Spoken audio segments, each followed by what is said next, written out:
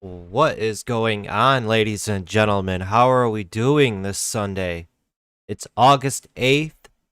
Here we're approaching 2 p.m. Eastern Time. I hope you all had a wonderful weekend.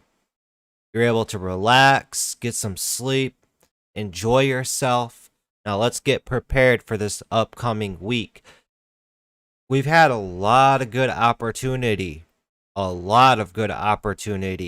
last all of 2021 pretty much, but the last few weeks have just been on fire.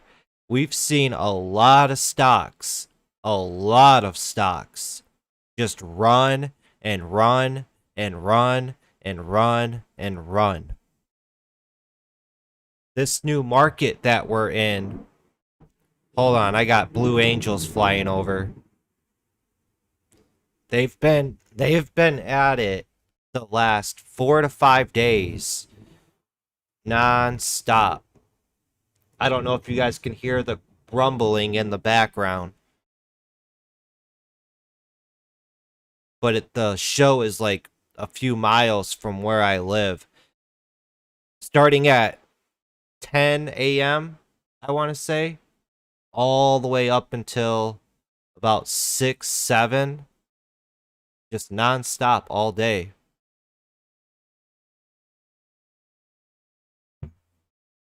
So jumping into it, I want to get into AMC. Let's talk about AMC real quick. Now, last week, when we did the weekly watch list, man, and I'm not trying to boast myself or be cocky, but a lot of the stuff that I pretty much say and talk about happens. AMC, what did we say last week? It looked like it was just about ready to fall off a cliff, the way that it was peering off. Peering off here from 44. This thing fell all the way down to $29. Monday, Tuesday, Wednesday, it sold off. Then we had a good bounce on Thursday, and then Friday, it dipped back down and consolidated. It looks like on the 10-minute here that it's trying to gear up. I don't know if it's going to break that trend line. Nobody knows if it's going to break that trend line. But you got a nice wedge forming here. Here's our trend line. And if we scroll out on this trend line's going all the way back from when it broke down from this area up here. So a lot's got to happen with AMC. Let's not try to predict what it's going to do. Let's just continue to take it a day at a time. Currently, as of right now, AMC is still bearish. It has not broke over this trend line. And until it breaks over that trend line, I'd want to see this trend line hold as support. And then it's got some levels to get through. AMC's got to get through that trend line. Then it's got to get through 35. Then it's got to get through 37, 38. Then it's got to get through 40. It's got so many levels it's got to get through. So as of right now, AMC is bearish. We don't know what's going to happen with it. Nobody knows what's going to happen with AMC. It's either going to continue falling down to the downside to that $20, or it's going to bounce and have a nice rally to the upside. We don't know what's going to happen. But the lower AMC goes, the more people are going to panic and freak out. They're going to jump off the roller coaster. There's a lot of inexperienced noobs and people who don't know about technical analysis in on this stock. If you guys remember, or if you joined us last week we jumped on a few times last week and we streamed. And we even ourselves got on YouTube and we were looking up all the YouTubers who were live streaming AMC. And it was just insane. We were seeing accounts that were created a couple months ago or a year ago, and all they do every single day is just stream about AMC, and they have almost 500,000 subscribers. The army, the AMC GameStop army, is just unreal. It's unreal. We've never ever in the history have seen a movement like this in the stock market, so we don't know what to expect from it. But what we can do, we can ride. We can ride it. This army, what do they call themselves? Apes or something? We can ride that momentum and take advantage of it. So let's let them keep it going, because look at what they did with BTBT. BTBT was non-stop. Let's pull that up real quick. For 10 days straight, they have driven the price up on BTBT. For 10 days straight, BTBT has just been a beast and running. This is still holding trend. Look at that ramp up in this just short amount of time. From $4, this thing ran up to $20. Pretty much times 4 increased its value. Look at this 1 minute. I mean, even this daily chart, look at that. That's insane. Beautiful up move right here. So if we go into next week, BTBT, if we break up over that 20, next level is going to be 25, 30. Then if we break over 30, if it happens, sky's the limit. This thing's at all-time highs if it breaks over 30. And this thing could get wild. It really can. Do not underestimate these moves. Don't. Shorts think it's up for no reason. They think it's up too much. And that's just what keeps happening. Shorts are trying to pick a top on BTBT, and they just keep failing and failing and failing, and the stock just keeps squeezing up and up and up and up. So those shorts are just going to destroy themselves trying to top pick on something like BTBT. And that's why it just keeps squeezing up like this. Like I just said, shorts just keep thinking it's at a top and it's overextended. It's up for no reason. They short because it's up so much. They want to bank on that downside. So every single time they think it's the top, they got to cover. And this thing could keep going easily next week, guys. It easily could.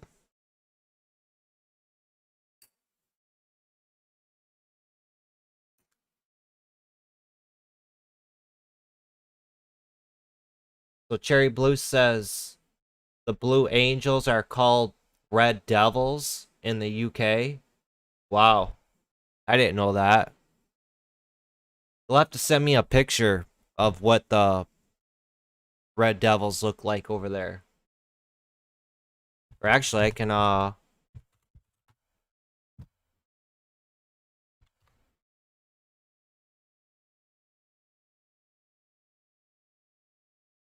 let's see here. So they probably look like this. Is what they look like. That's Germany, I think.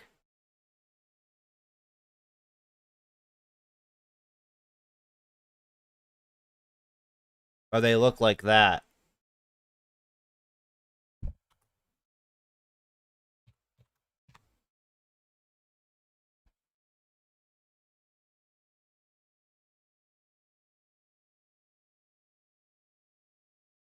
That's crazy.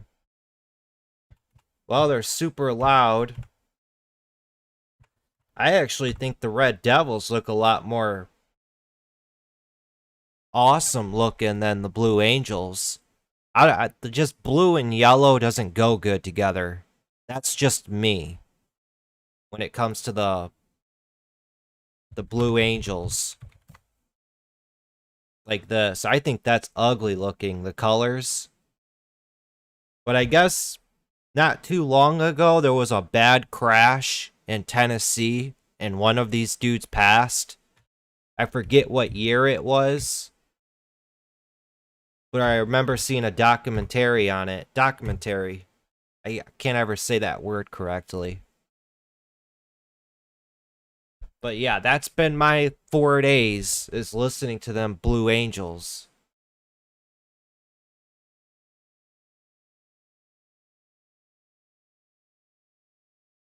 That's pretty awesome. So we got our weekly watch list thread here in Discord, and this is a new feature that Discord just rolled out. So if I go to the server settings and I go down here to thread early access, threads are coming to all servers. Community servers may choose to enable threads early or wait until August 17th. Well, I have this Discord fully boosted to the upside. See, I'm at level 3. I've got this server boosted up to, so anything early access, I can get my hands on it. And I have all this cool stuff unlocked for you guys. Like, when we stream, it's real-time HD quality video, and even the audio quality is better than streaming on YouTube or all those other platforms. That's why I choose to stream on Discord, because it's the quality's up there. So we got threads now unlocked on here. So what I plan on doing with this, and what's cool about it, is now I can post the weekly watch list in this thread, and then every single day when I put out my daily watch list for you guys, it will follow us throughout the week. So you see how it's just below Monday right here? Then when we move to Tuesday, it'll be just below Tuesday, and it'll follow us throughout the week. And then I can easily put my daily watch list in here, and you guys can quickly jump over to it to see what stocks every day I'm keeping my eyes on. And it's just easier to find when versus going into Monday and then scrolling all the way up to try to find the daily watch list. So every single Discord just keeps improving and improving and improving and improving. Discord's the bomb. It really is. A lot better than Slack. Slack, you actually have to pay to be a part of it. And then the more people that join on Slack in your community, the more money you have to pay. It's pretty stupid. And Slack is an IPO, or on the stock market, I believe. I think I remember when they'd IPO'd. Alright, so let's pull this back over, and we'll get our weekly watch list going. Weekly watch list. First one we're going to put on there is AMC, followed by BTBT. Now let's see what else we can add onto our weekly watch list. And if you guys have any stocks you want me to pull up, talk about, feel free to comment, and I'll pull it up.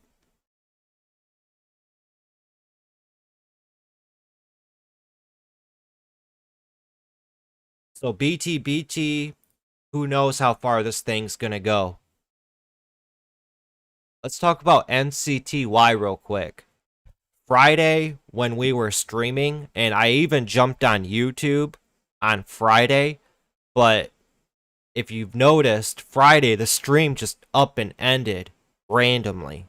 My internet went out again. Xfinity has been doing something. I don't know what they've been doing, but when was it? Tuesday and Friday is I've been with Xfinity for 7 years and I've never ever had internet problems with them until those 2 days. So they have to be doing something or upgrading the wires. I don't know. But Friday, my internet kept going in and out. I ended Friday and I posted it in the Discord. I was up 1,500 on the week or on Friday to end out the week. After my internet cut out, I was like, I'm done. I'm not even risking it because there's no worse feeling than getting in on a trade and then having your internet go out and then you're freaking out because you got a position and you can't even exit out of it because your internet's down. So we traded Friday pre-market on BYSI, and that's where I was able to make a lot of my money on Friday. And I was pretty much done after that. Ended the week Friday, I think I was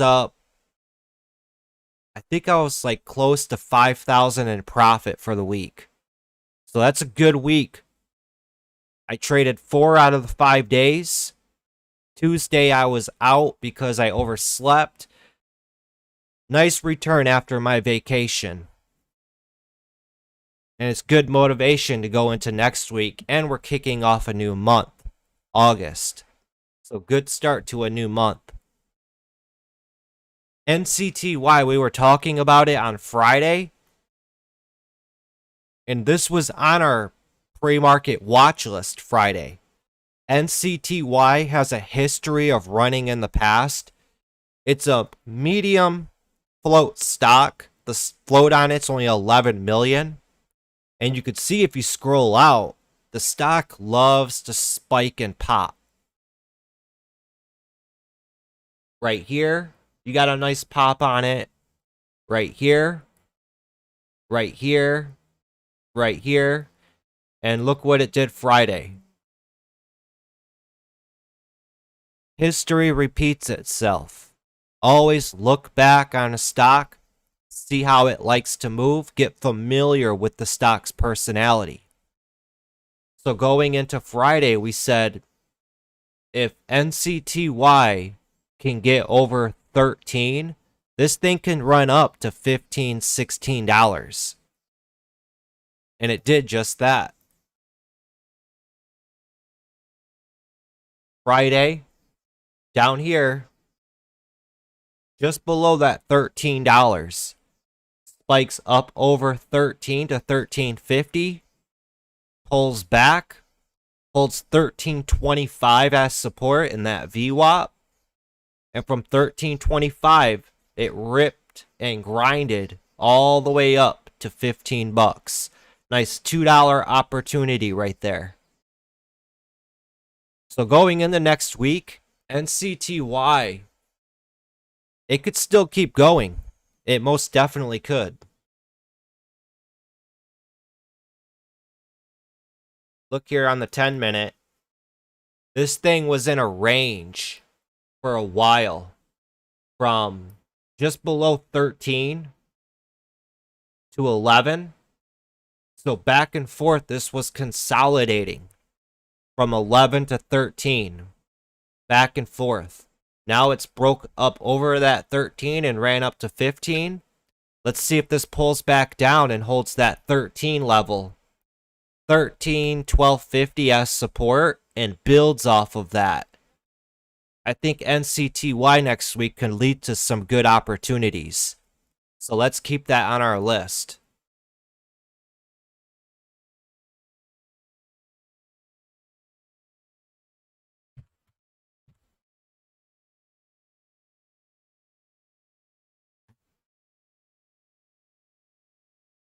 Let's see. I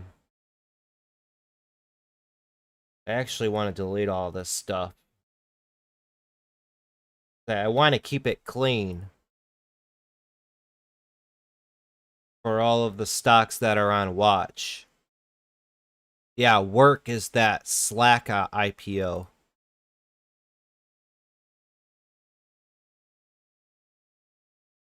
So we'll keep that open like that. We'll come back to those. We put NCTY on the watch list. Now let's take a look at another big mover last week, BYSI.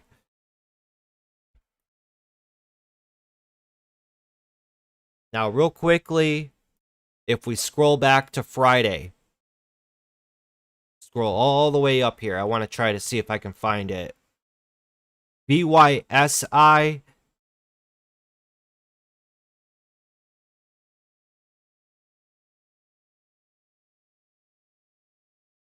I alerted BYSI pre-market that if it could get up and over a certain level. See, there's my P&L from Friday. I traded BYSI, made 1900 on BYSI, and ASTR I lost 450. ASTR was the one I was trading when my internet went out, and I got screwed on that one. So after that, I said, I'm done. I'm not even trying to risk it, because my internet just kept coming in, and then it'd be live for like 10-15 minutes, and then it'd go out again.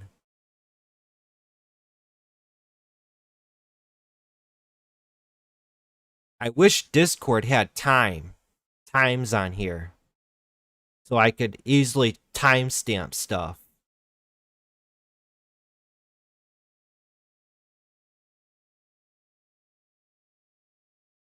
So right here.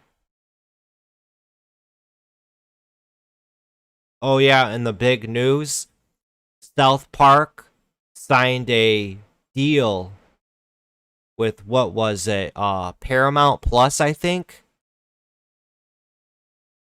for $900 million. So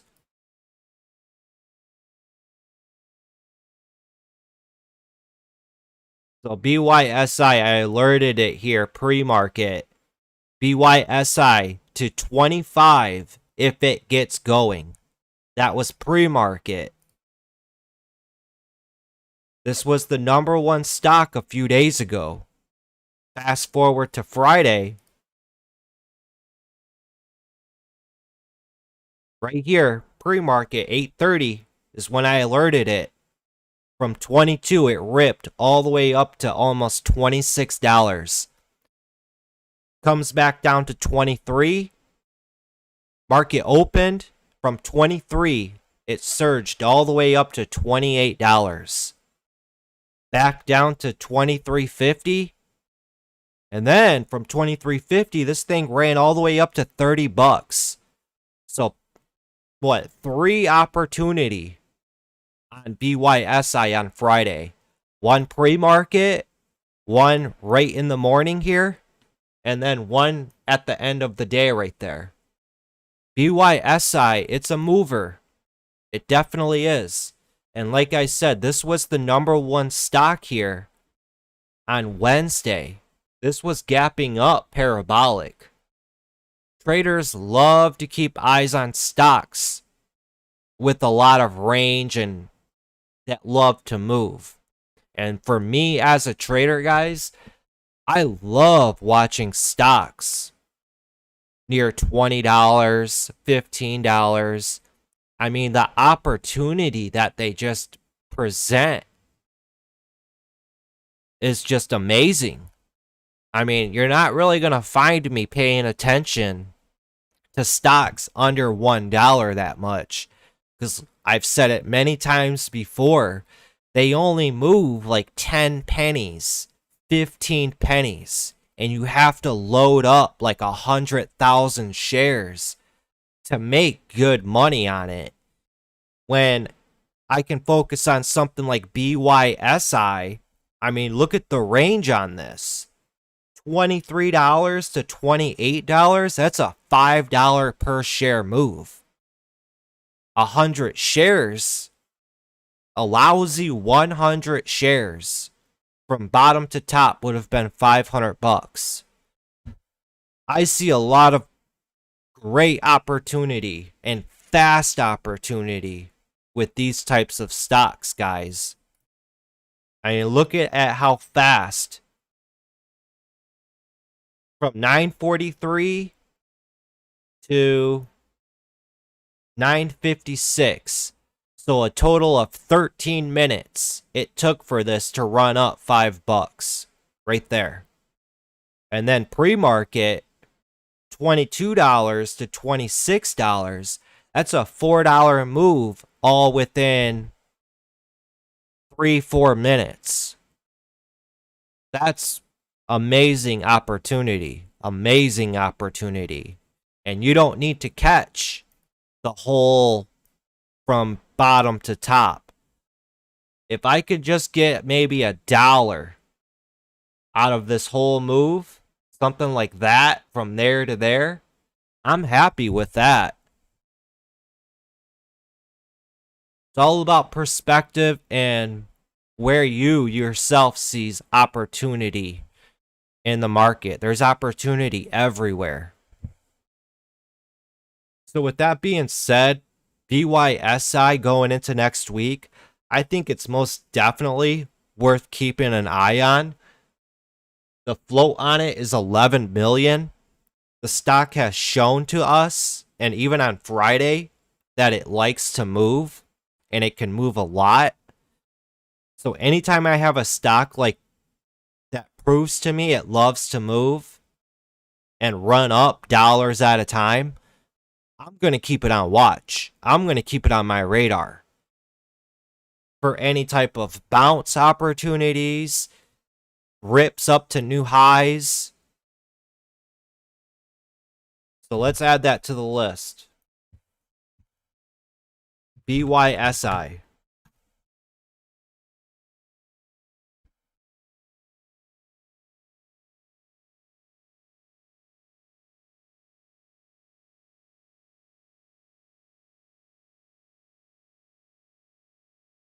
Trying to see what a few of you guys are saying here in chat.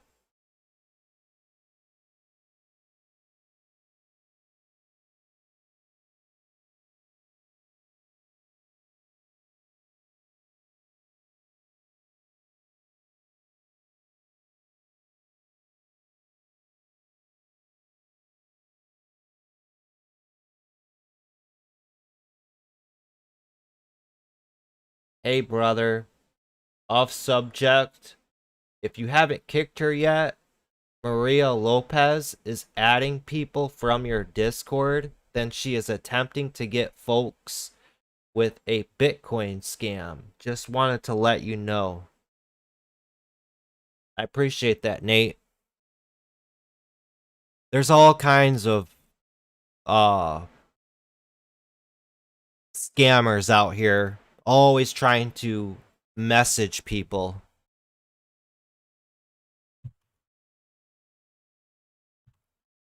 Maria Lopez. Wow, look at you.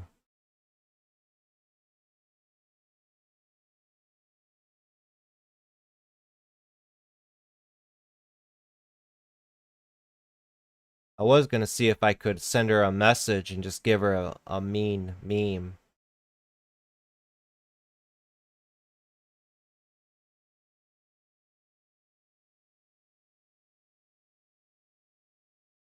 Copy ID.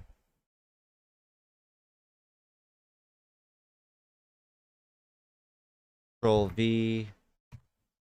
No, it won't let me. There we go.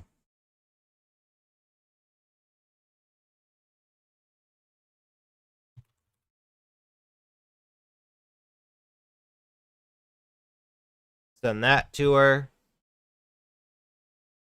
And then we go back.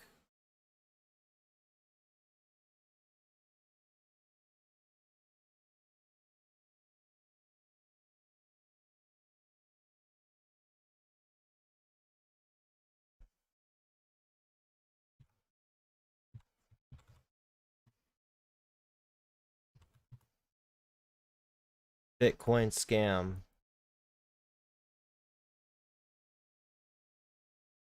Then we're all set.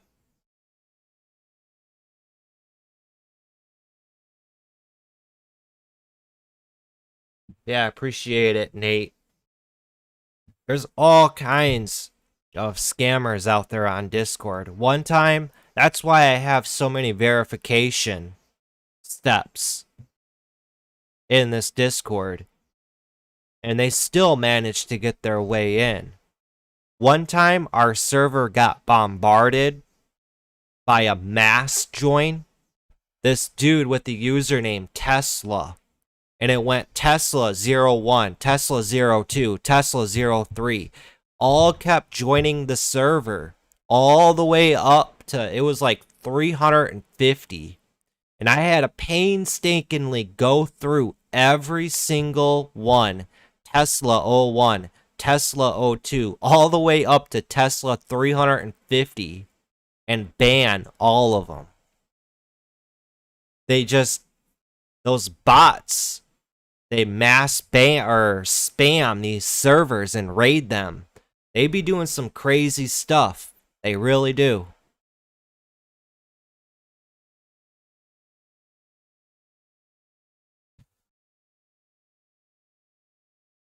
Yeah, so next week, BYSI, we don't know if it's going to gap up or gap down on Monday.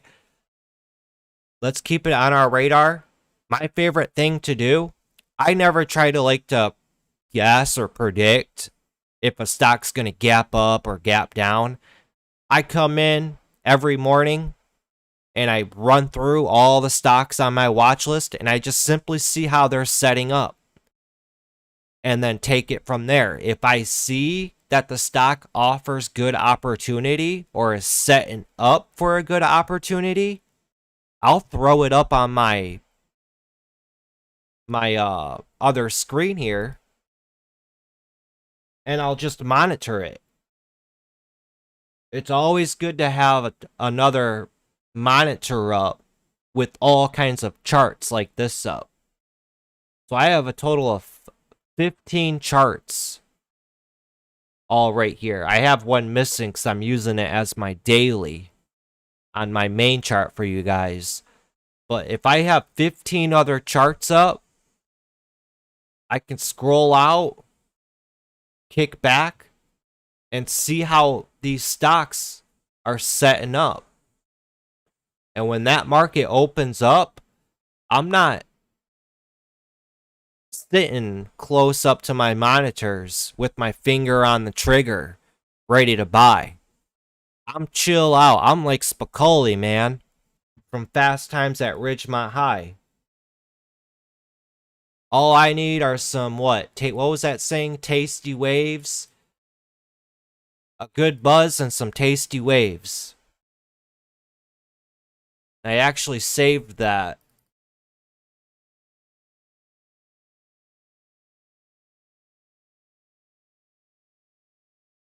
Quick access. No, it's not this one. Yeah, it's this one.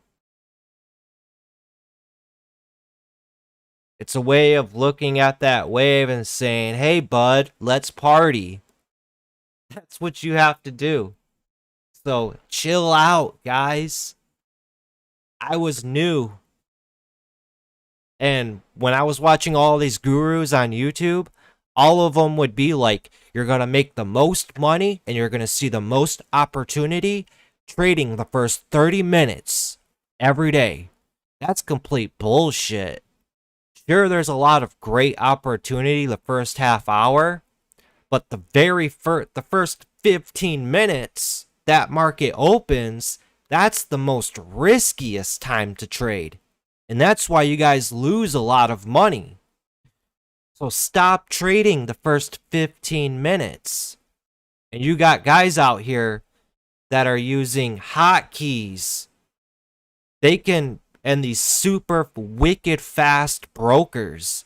And the way you all go about this, you gotta be strategic about it.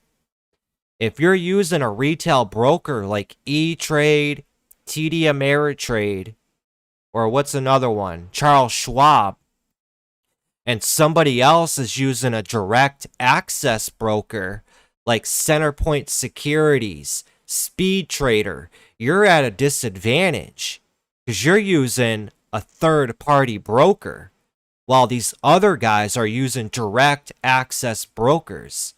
So if you're trading with E-Trade, Charles Schwab, or your any other retail broker, anytime you click that buy button, this is how it happens. Retail brokers, let's do this real quick, because a lot of people don't know about this. So you got your retail broker, right? TD Ameritrade.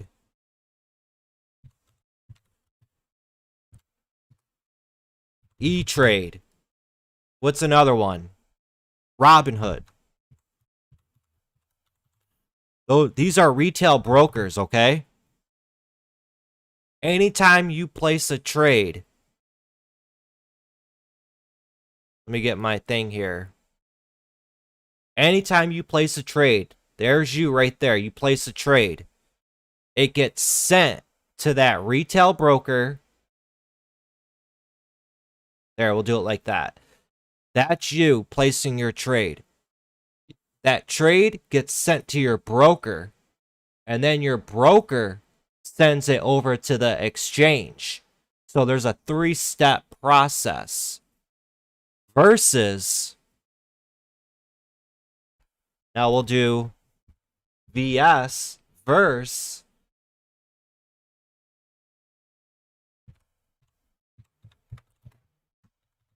direct access broker. Brokers like Centerpoint,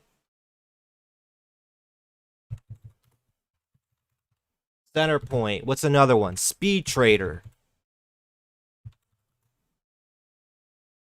When these guys send orders in, they're hitting that buy button, sending it, and it's going directly to the exchange. Boom. There is no middleman. So they have an advantage over you. Does that make sense? And when you use these retail brokers, they're taking your information just like Facebook, and they're selling it to all of these hedge funds and these institutions, banks. And even at times, these retail brokers, they're not supposed to. It's against the law, but some even take trades against you. So if they see that you lose 90% of the time, anytime you place a trade, all they simply got to do is take the other end, and they know majority of the time they're going to be in the money. Does that make sense? So if you're trading, just because retail brokers, you're always going to have that third man, the middleman. Direct access brokers, and that's why these traders, they don't mind paying to be at these direct access brokers, and they'll still pay commissions. Because if your job requires you to trade that open, it's all around speed, getting those fills as quickly as possible, right? So that's why they don't mind paying for that direct access to the market. Sure, StreetSmart Edge has that option where you can sign up for direct access, but I don't entirely know if it's 100% true or not. I mean, myself, I don't day trade with Charles Schwab because I think they're a horrible brokerage for day trading, even day trading small cap stocks. I've made many videos on this subject and topic. They're completely bogus. They really are. And I've tried with these guys countless times to give them a shot and trying to day trade with them. But they're very, very, very, very strict on giving you margin. And they have a margin list. And it's a stupid, tedious process. It's stupid. Waiting for funds to settle and restricting your account. It's bogus.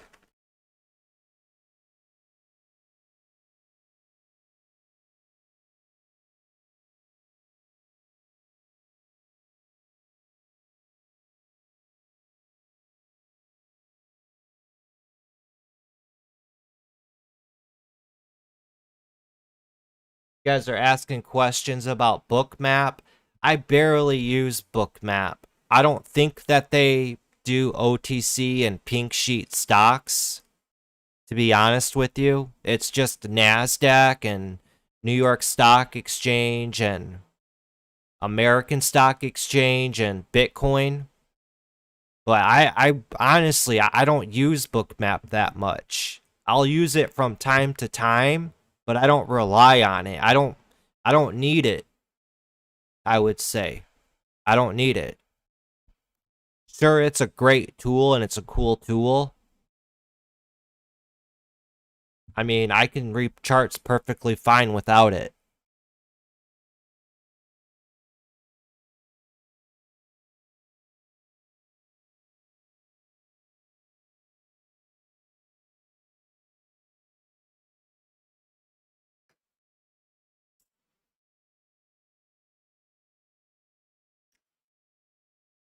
It's hard with OTC and pink sheet stocks because they're not legit companies.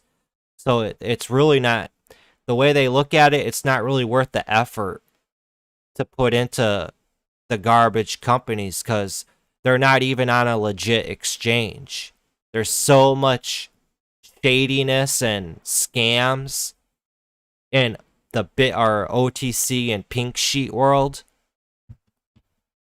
They gotta prove themselves that they're worthy to get on a good exchange. So you'll see a lot of people, they won't even bother to track the data for those types of stocks because it's just not worth it. But there's ways around it. You just have to find a way around it. I've never really got involved with OTC pink sheet stocks. It's just, it never spoke to me or called out to me. But there's definitely opportunity in it. I mean, if you can consistently pull money out of OTC and pink sheet stocks, go for it. But for me, I can care less for them.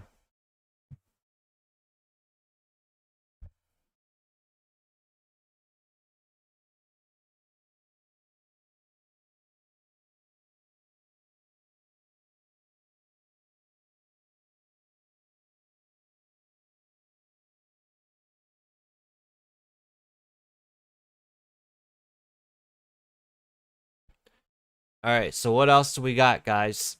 FLGC was the next one on my list. This bad boy was in play multiple times last week. Here on Tuesday, it ran from $7.50 all the way up to $15. Look at the opportunity that's out here, guys.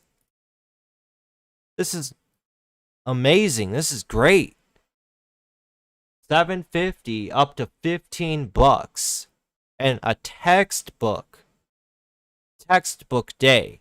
You got your morning run, then your afternoon consolidation, and then you got your end of the day run. A, B, C. So with FLGC, this is right back up near its highs up there. It's got a huge big triangle forming on it. We don't know which way it wants to go.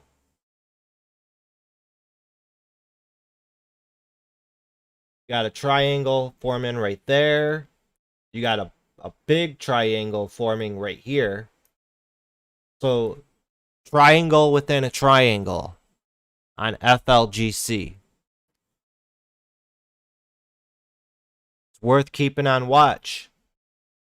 It's also at all-time highs. People love stocks at all-time highs, right? A lot of people have their screeners and scanners set up to pick up stocks. that are hitting all-time highs. FLGC, most definitely, it's worth keeping eyes on.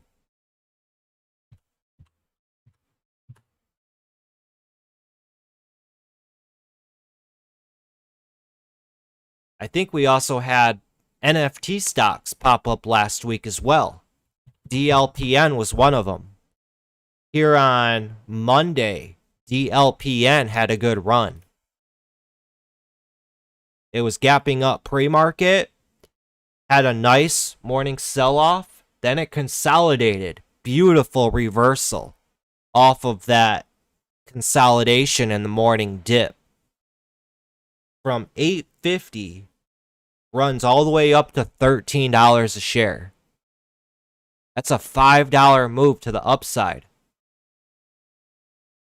That explosion right here, $9.90 explodes up to $9.96, or $8.90 to $9.90. I'm sorry, explodes up $1. Boom. Runs up to $10.85. DLPN, TKAT. This even had an explosion as well. So you guys all remember your NFT related stocks?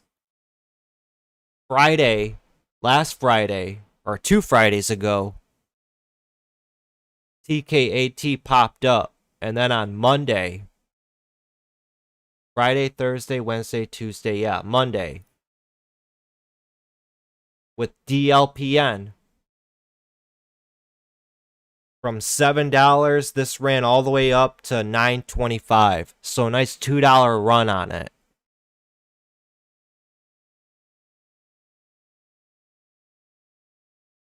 I don't think NFTs are worth keeping an eye on. Next week, they only seem to be in play when they have a hot, fresh press release out. That's really the only time to play NFTs. They've popped up before, and going off of NFTs and how to play them, you gotta play them when they're hot, because they burn out fast.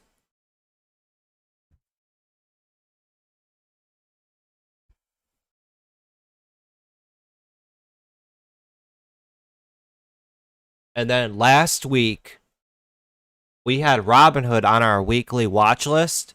If you all remember, Robinhood just went on an explosion.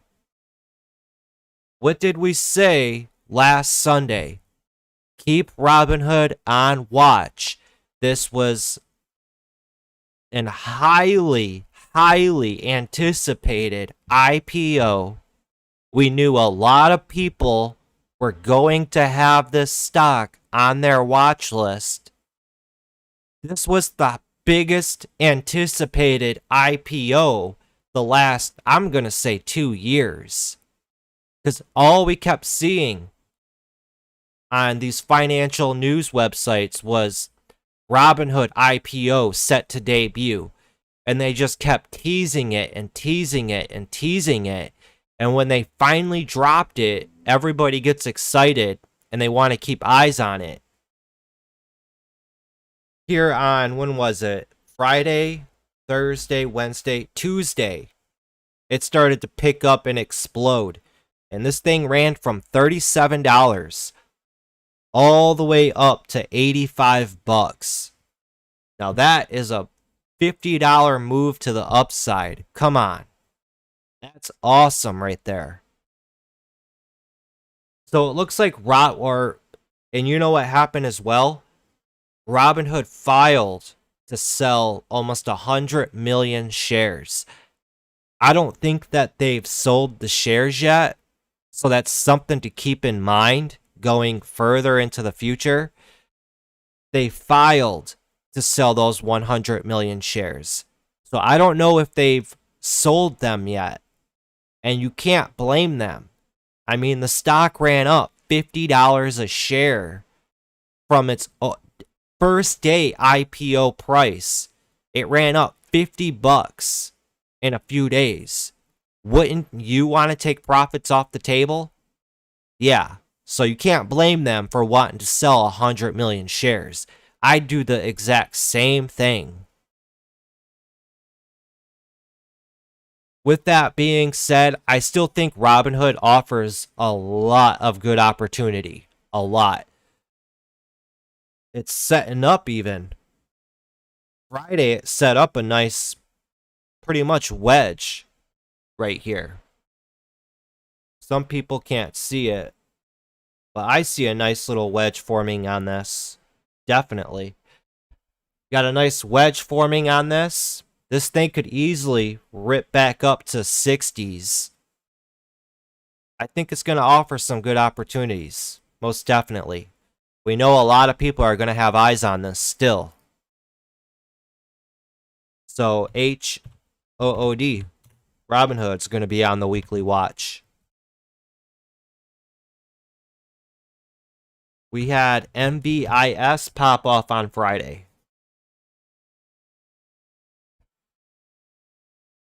Great grind. This is more of a grindy type stock. Good for swing trading. From $13.50, this ran all the way up to almost $16. Let's see. It could be potentially reversing because this was in a downtrend for a while. Right here. This was in a downtrend for the longest time. And now it's starting to perk up and break up over that downtrend. So this could, never say never, always keep an open mind. It could run up to these levels up here. It could. It's worth keeping on your watch list. I'm not going to put this on my watch list because MBIS just doesn't move enough for me. The float on it is 150 million.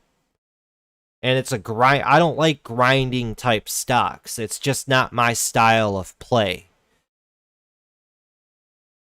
But keep note of that with this stock and its personality. It's a grinder. You're going to have a lot more patience with grinding type of stocks. One thing I've noticed last week as well, I've seen, and I mentioned it on Friday, I've been seeing a lot of very, very deep pullbacks on multiple different charts. Pullbacks like this, where they just keep grinding and grinding and grinding, and it's in a down channel for the longest. There's one here on MBIS. We had one here on BTBT last week.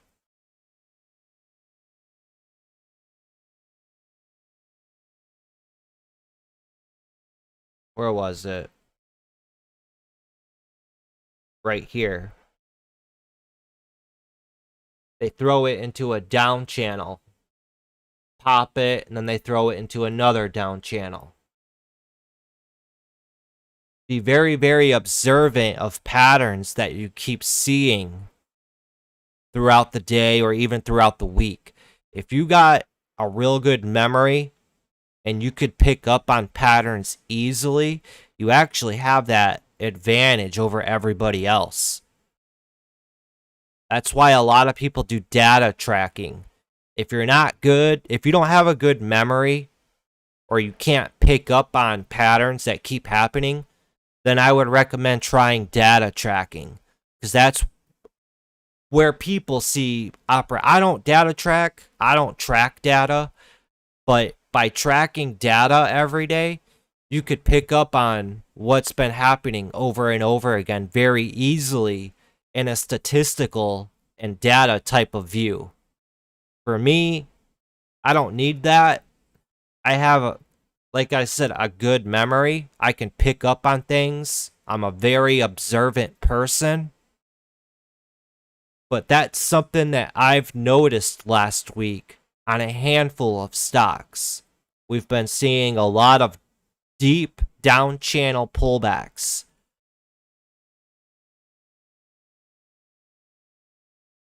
It's all about pattern recognition. Patterns could work for a week, and then they totally flip it next week. Patterns can stay in play for 3 weeks, and then they flip it.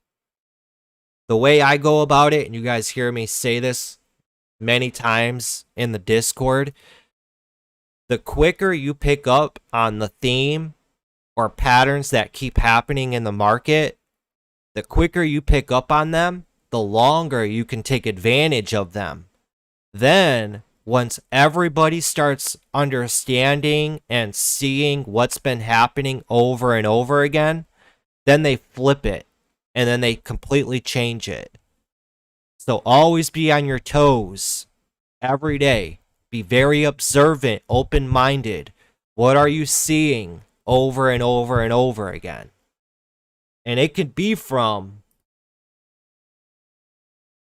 are you seeing stocks rip right out of the open and then having failed follow through and then fading out the rest of the day? Are you noticing stocks having a morning dip and then consolidating and then ripping to the upside and then continuing to run the whole day? It's all about what you see time and time and time again. That's why I highly recommend blow through all kinds of charts. Just blow through charts every day in the morning. Don't get just focused on one chart. That's tunnel vision. We don't want that. Because how many times have we been out here, guys, and got caught up and focusing on one stock, and then we look over and we see a other stock just effortlessly running and ripping to the upside, and you're like, man, why am I paying attention to this hard to trade stock here, getting tunnel vision, when I could have been trading this other stock over here?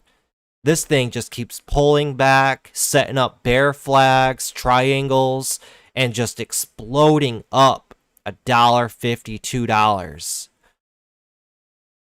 Keep that in mind, guys. Always have your eyes moving around.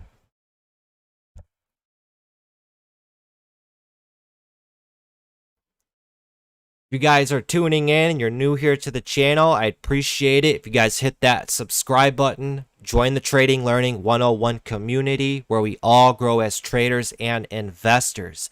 Every Sunday, we're out here putting out a weekly watch list. And also, if you guys would do me the favor, head on over to my Twitch. I've been streaming a lot lately on Twitch. We're at 69 followers right now.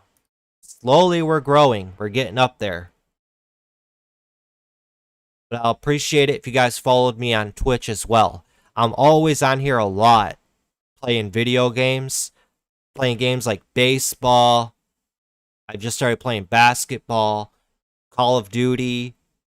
I'll put on some random games and just play. Hang out, answer your guys' questions, chit chat, good times.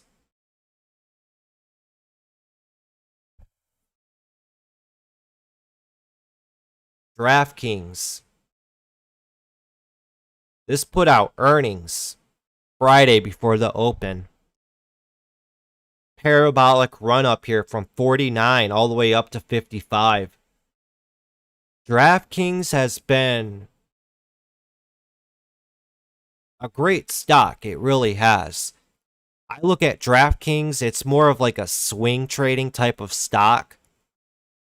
I love paying attention to DraftKings and how it's been moving, and I think DraftKings offers a lot of good opportunity. And you guys all are going to have your own little stocks that you're going to want to continue to follow and track. Getting used to how it moves and its personality. Yeah, here's Slack right here.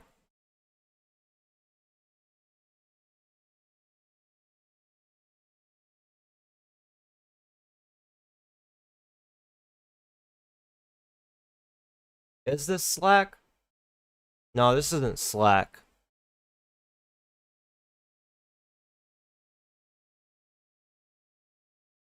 This had a good move though. $1 to the upside on Friday. Even looks like it's about to be getting squeezed.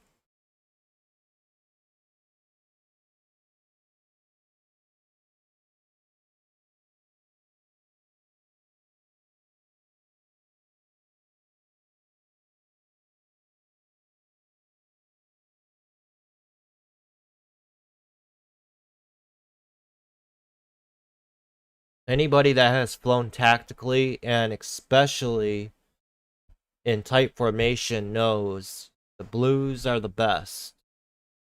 No demonstration team compares. The Navy only takes the best for that team. I agree with you, River Place Dad. Those dudes be doing some insane stuff up there. Speaking of Blue Angels, I hear one coming in right now. He must have heard us.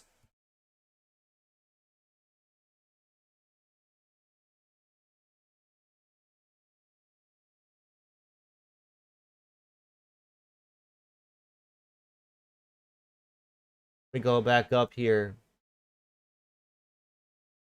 Read what some of you guys are saying.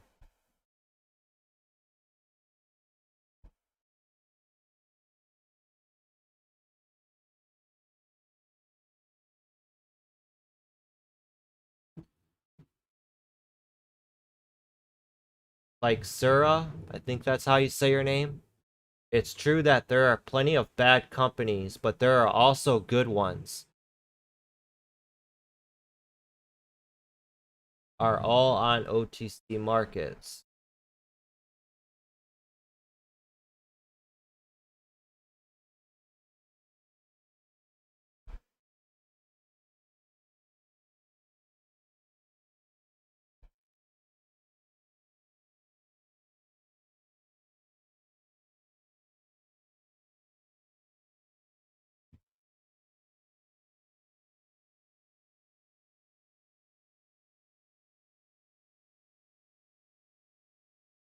All right, so let's get back into this list. Also, on last week's weekly watch list, we put Sava up on the watch list.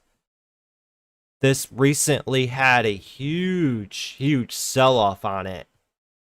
Right here. From 150, this thing crumbled all the way down to $65. It was literally right here when we did last Sunday's weekly watch list. We put this on watch for a great bounce to the upside. We said it could potentially run up and fill this gap here on the chart. And it almost did that. Just about. Just a few dollars off. And this thing ran from 65 all the way up to $100. That's beautiful opportunity right there, guys. And in 1 week, one swing trade on this one name here, it ran up $35 a share. That's awesome. That's the type of opportunity that the stock market offers you. Now, this is a great example as well. The opportunities that can come from big, violent sell-offs like this. And also keep in mind, guys, how many stocks in the past before have we seen like this and they never bounced at all? If you guys remember the Discovery Channel, DISCA, and a few of those names, those things had big sell-offs right here, and they never even bounced. And they just keep getting driven down lower and lower and lower. And it just shows. Here's the daily. You can see this a lot better. But right there, Just because, and we've said this before, just because stocks have huge sell-offs from their highs doesn't necessarily mean it's a discount. This thing still to this day is getting driven down lower and lower. And think about everybody who bought in on this. All right there. And then everybody that bought down there. Everybody who bought here, here, here. People are still buying. Anticipating for that big run up. Now, if this thing ever does get up and running to the upside, now you're going to have to consider and think about all the bag holders who've been holding on to this for weeks, months. And we're not even including everybody who got screwed holding the bag way up here. They're waiting for it to at least come back up halfway so they can at least cut their losses in half, you know? Just things you have to consider and think about before you put your money into stuff like this. And also, key topic, why it's important to have a plan with every trade. Let me repeat that. This is a great example why it's important to have a plan every single trade. From when? March 25th to today. So a total of 5 months.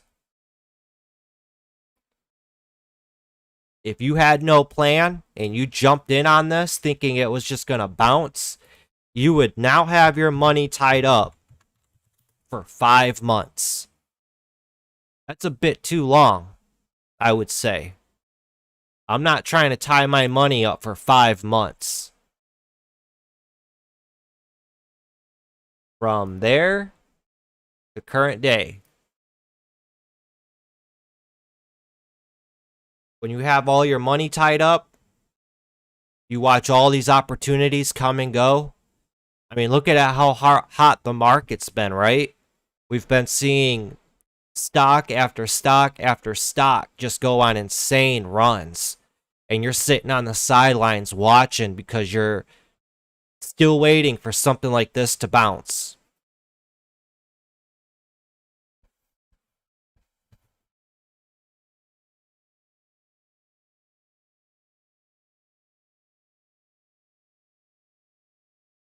Let's start down at the bottom here and work our way up.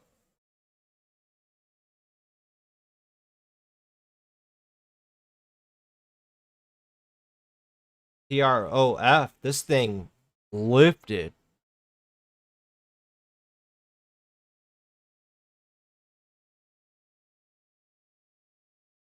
$13.50 ran all the way up to $18. It ran up $5 a share. It's not worth keeping an eye on, though. CCRN, this ran from $16.50 up to $20.50. So a good $4 run. But this happened so fast, nobody knew what hit them. Right out of the open, it just started skipping up, and then it consolidated the rest of the day. We had EVK pop up last week with that DLPN and TKAT, our NFT stocks. Maybe they will bounce. Maybe. I don't know.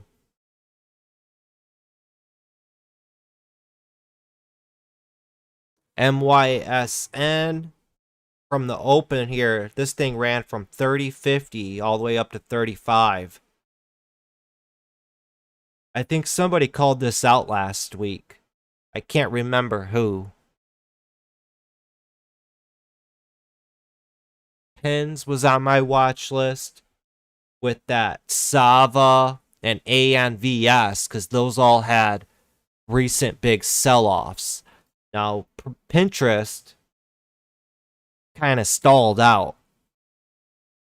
This is that perfect example again. Just because stocks have huge gap downs and sell-offs doesn't necessarily mean they have to bounce. Pinterest went from 57 up to 61 and just stalled out. What did ANVS do?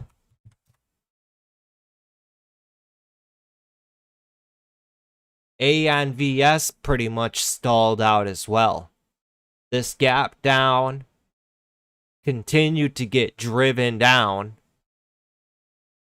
from $112 all the way down to $33. Little bounce up to 43. I mean, it looks like it's trying. It's trying to set up. I like the rounding bottoms on it. But this thing, it's got to prove to me that it wants to run. I mean, if you look at the float on this, the float's only 5.6 million. So let's let ANVS prove to us that it can spike and run.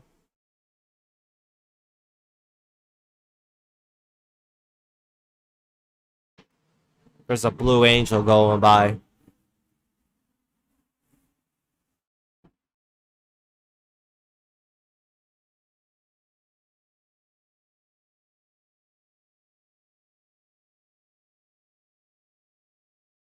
Just give it a second. ANVS from 36, this ran up to 41.50. Nice $5 run right there. I think it's worth keeping on watch. It's worth keeping on the back burner. And I'm going to put that.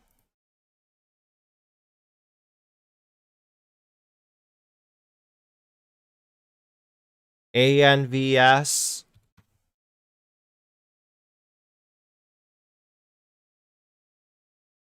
Worth keeping. I can't type at all.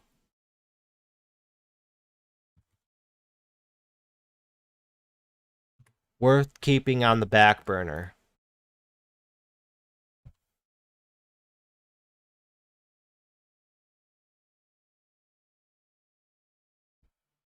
Because if this gets up over 40, I'm going to say 43. It's got some levels to get through. 43, 45. Then it's got that.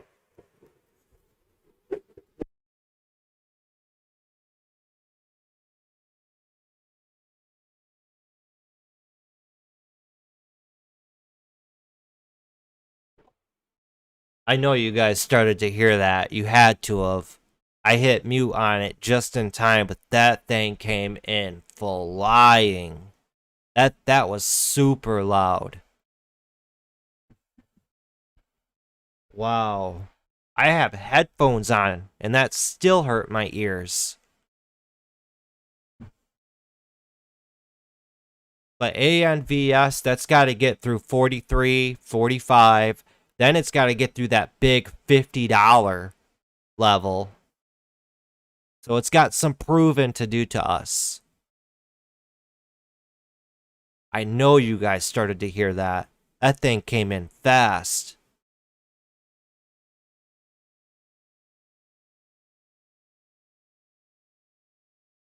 All right, let's move on.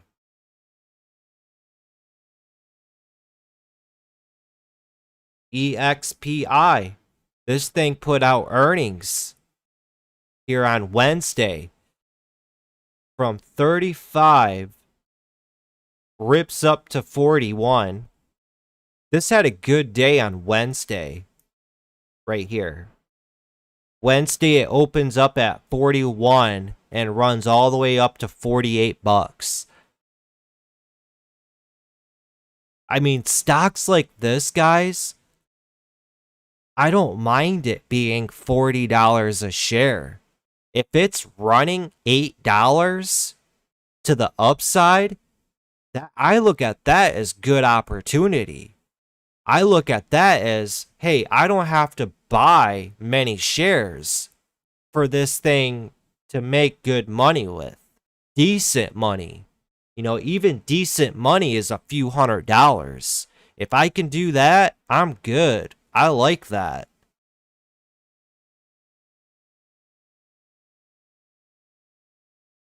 In my experience as well, the more higher priced a stock is, the more textbook they move, the more fluently and easy they are to move. Because you got a lot of the big money and experienced money paying attention to these types of stocks versus all the dumb money and the noobs paying attention to the garbage companies. That's why I don't pay attention to them. And it just, they have a lot of random movement up and down.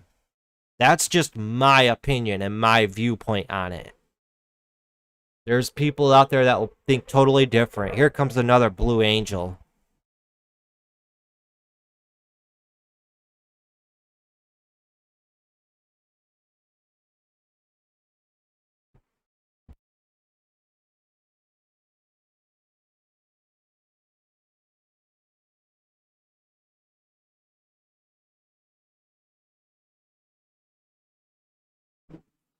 These guys going in, man. They up there breaking sound barriers and shit.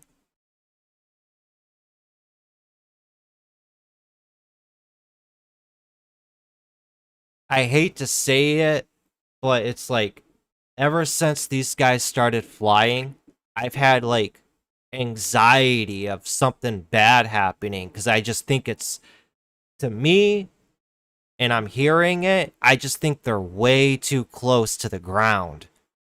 Way too close. It shouldn't be this loud. Like, this is insane. It's extremely loud.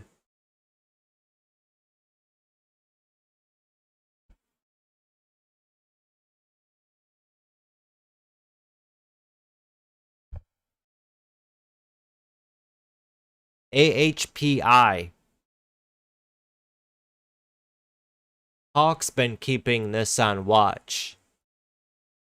The float on it is 3 million. I'm right with you, Hawk. I think that AHPI is most definitely worth keeping eyes on. Something is going on.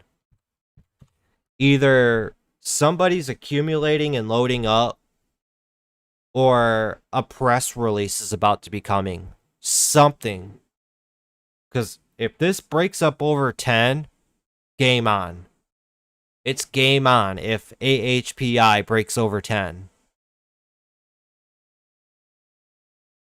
I like the way it's setting up. You could see clear as day on the daily. It loves to spike, right? All these big green candles on it. When you look at a daily chart, this is what you want to see as a trader. If you see big green juicy candles, that's money. That's money. I'd much rather pull up charts and see big green juicy candles versus huge red death candles. This is what's going to attract other traders. You got to think about that. Keep it simple, guys. If a stock is showing you clear as day big green juicy candles, that's going to attract people's attention. They're going to say, yeah, this stock loves to run. This stock is an ATM. I'm going to keep eyes on it. That simple. That simple.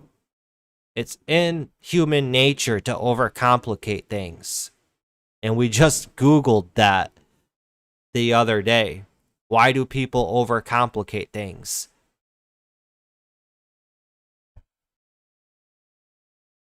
So AHPI, I like it. Let's keep it on watch.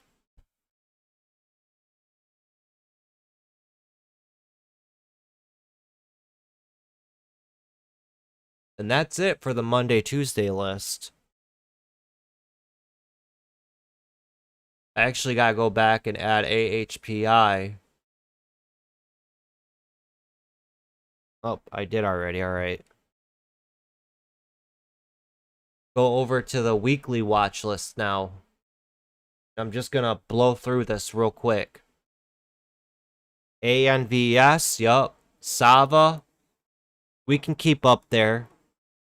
Because that thing could continue to push up to that 120.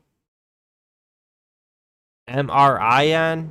This thing was a complete fader. Look at that. That's garbage.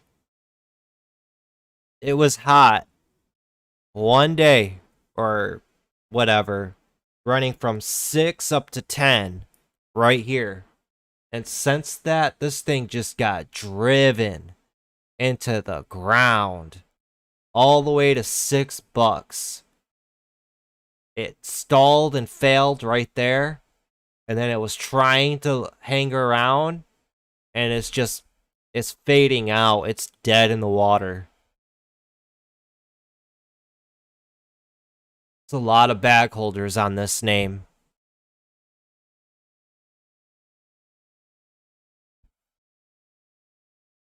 Went on an epic run though. Just like BTBT.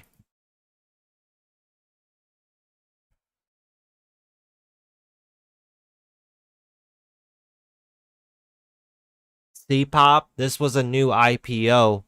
The first day it IPO'd. Right here. One good day. And then it gapped up. Had a back and forth type of day. And then it gapped up the third day. And then it just completely sold off. Gee. From $74 all the way down to $5. That's disgusting.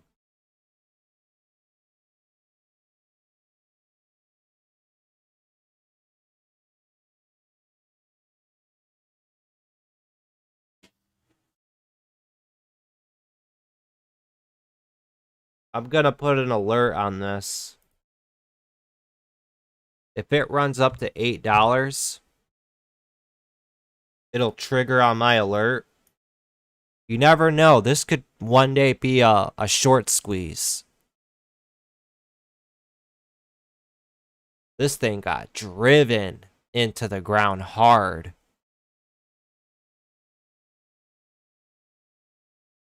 Snapchat up at all-time highs.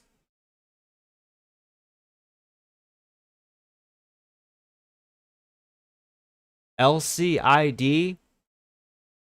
LCID is more of like a swing trading type stock. I'm going to add it to the list because I know a few people in chat love keeping an eye on this thing. But LCID, it looks like it's trying to gear up for a nice squeeze up.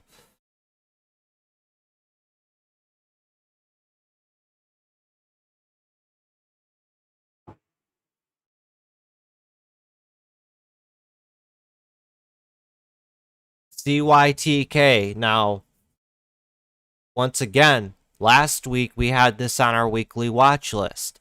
And I kept telling you guys, CYTK, it keeps coming back up to that $31. And Friday, it finally broke over that 31 and it squeezed all the way up to 32.50. So look for CYTK to continue squeezing to the upside.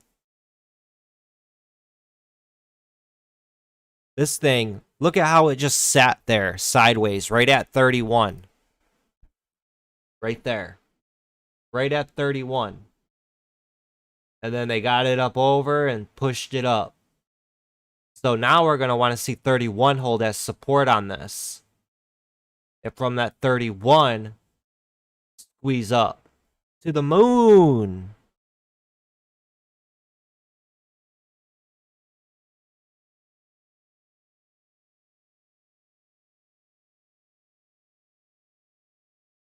And then BITF, this was on the weekly watch list as well. Irish Wolf called this ticker out. This has been moving with BTBT.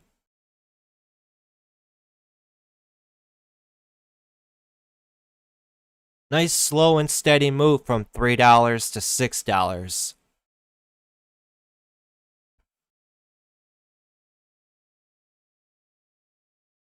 So I'm going to go back through here and I'm going to add these all to my weekly list. If they haven't been on there already. BTBT, AMC, NCTY, BYSI,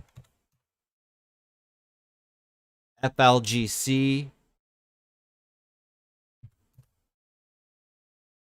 Hood,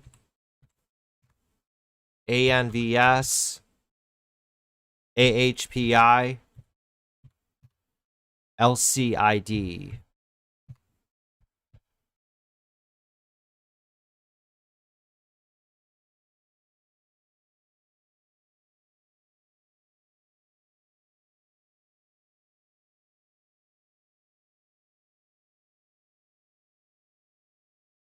As of right now, that's the weekly watch list.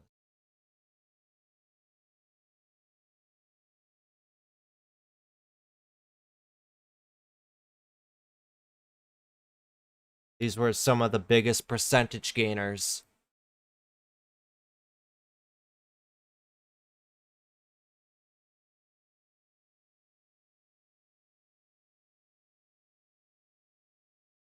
This makes no sense.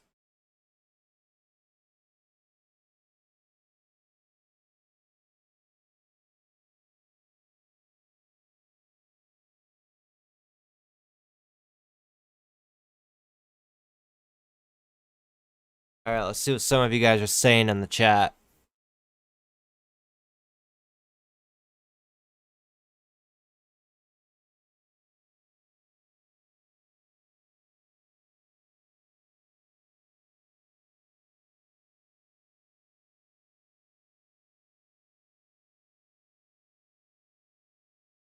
CVAC.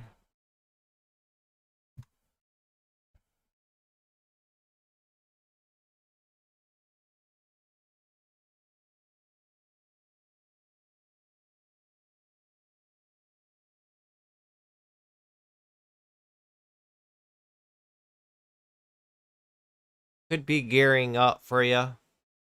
It just went on an epic run from 50 to 63.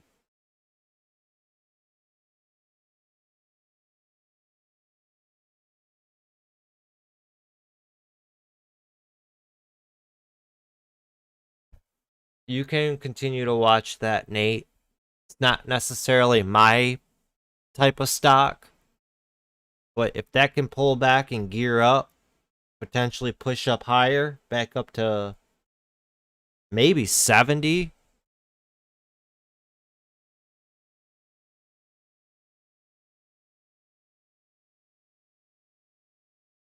Wow, you guys never heard those jets flying by? That's crazy. Yeah, this is a good mic then. Dang. I thought for sure you guys would have heard that.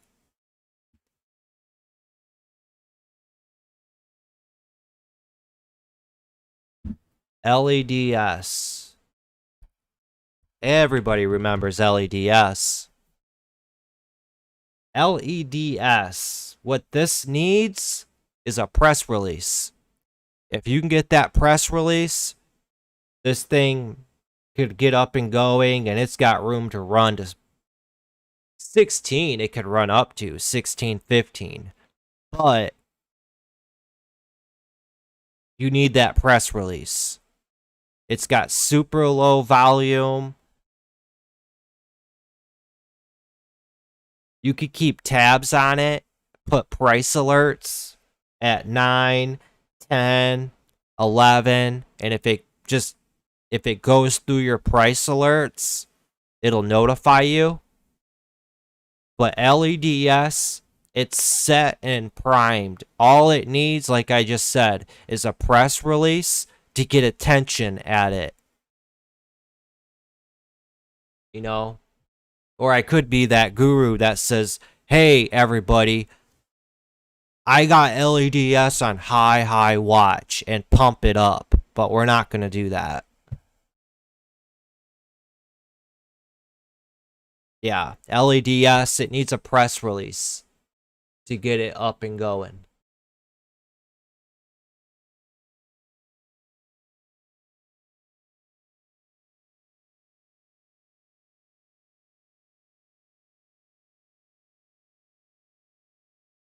Can't believe they fly in a huge residential area. Well, where I live in the Ypsilanti, Ann Arbor area, we have a couple airfields over by us. We got an airport right there in Haggerty, I think. And then we got another airport in Romulus. So all within, it's like I'm going to say a 30-mile radius. There's 2 airports. And the one in Romulus, that's like 30 minutes. Not 30 minutes. I'd say about 15 minutes from where I live. That's the big airport for Michigan. That's the international airport. That's a big industrial area as well. I used to work over there. A lot of trucking companies in there.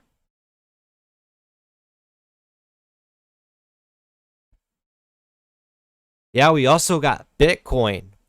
Bitcoin went on a good run, didn't it? Let's look at Bitcoin real quick. Bitcoin.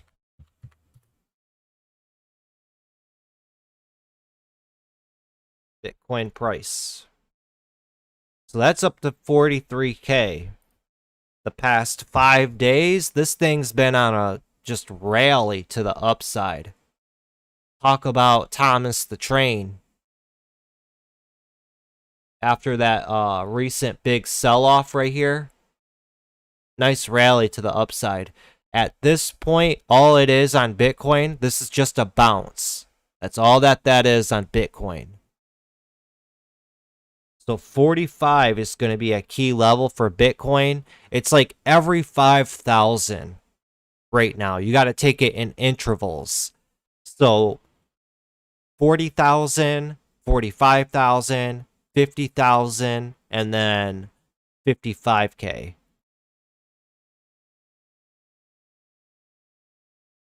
But if Bitcoin still continues to push, yeah, most definitely keep an eye on your Bitcoin related stocks. Stocks like Mara. See, this just went on an epic 3-day run from 27 up to 35. Very nice. RIOT.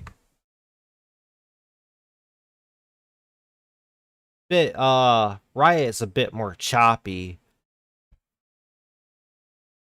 But yeah, Riot is even looking good on that daily chart.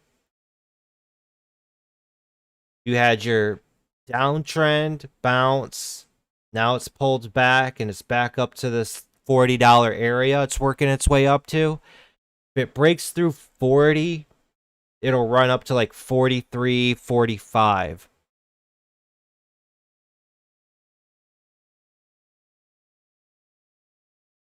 Yeah, it's worth keeping an eye on your Bitcoin related stocks going into next week. What other ones did you say? KXIN? KXIN. Yeah, this was a good run on Friday. Beautiful. You got your ABC pattern. You got your morning run. Then you got your lunch hour consolidation. Then you got your end of the day run.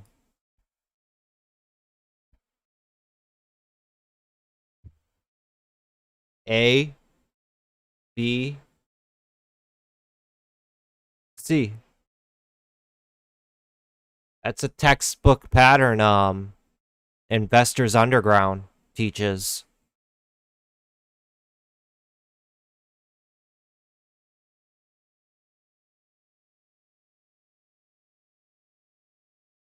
Yeah, also ANY went on a good rip last week. ANY. That popped up on Friday a couple times on my scanners. So it had a good comeback. It was gapping up pre-market. Then it failed to spike in the morning. Then it just sold off from 550 all the way down to 450. And this is just a beautiful example as well. When I tell you guys, stocks will prove to you when they're done selling off and bottom out. Clear as day, the stock made lower highs, lower lows, and this steep downtrend here in the morning panic dip, your morning dip, whatever. Bottoms right there, pops up, breaks that trend, pulls back, pops up again, double bottoms right there pretty much. And from that 450, nice ramp back up to almost 550s. But it's a lot different when you're there real time and you're trying to anticipate when this is going to potentially reverse. Just don't force it. Don't force trying to catch a falling knife. Like this. And look at that. From 493 slams down to 460. That's a 30-cent drop right there. And it just gets driven down lower and lower. When all you got to do, slap a little trend line on that. Finally broke that trend line, pulls back, holds the trend line as support, and off that trend line snaps up. It's all about your perspective and how you look at these charts, guys. I preach all the time. Pay attention to candlesticks and the charts. Learn everything that you can about candlesticks. Because candlesticks, they reveal a lot of valuable information that everybody overlooks. Everybody. There's a lot of people that overlook candlesticks. I mean, even this morning when it opened up right there, look at all them long upper wicks on it. Right there. That's an indication there's a seller up there and it's getting denied at higher prices. So if you take note of that, you can exit out of it. You're paying attention to what the candlesticks are telling you. And look what happened. Prices got driven down lower. So you, just by paying attention to little as something as simple as that could have saved you a headache. And this thing, like we just said, from 5, it went all the way down to about 450.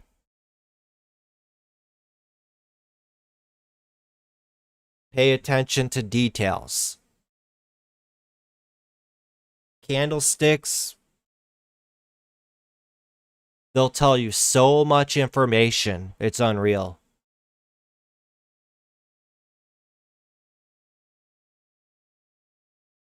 That's why a lot of people use them on their charts.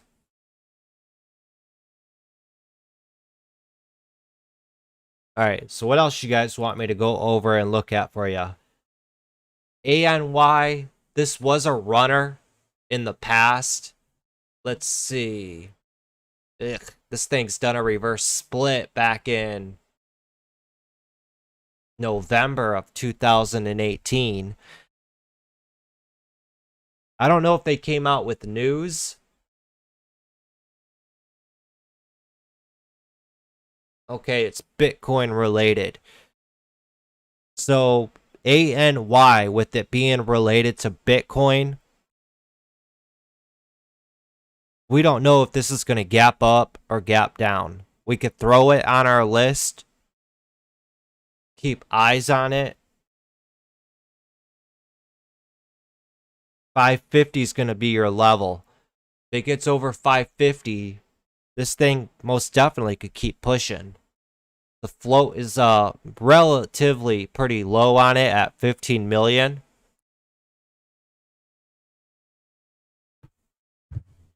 So yeah, keep eyes on it.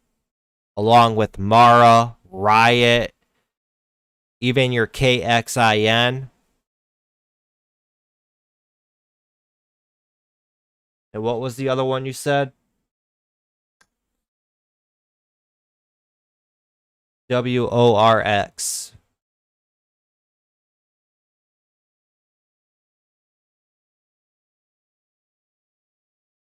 Works running from 250 up to 350.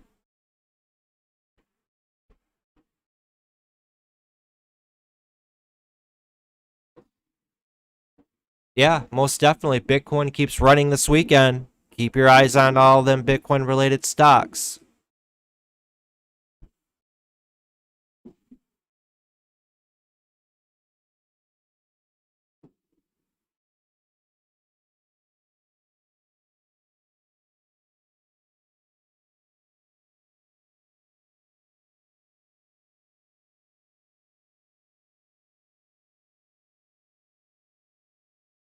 KLIC.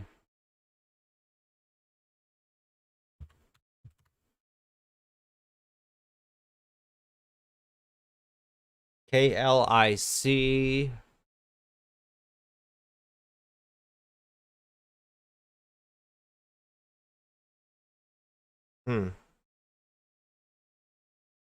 That what?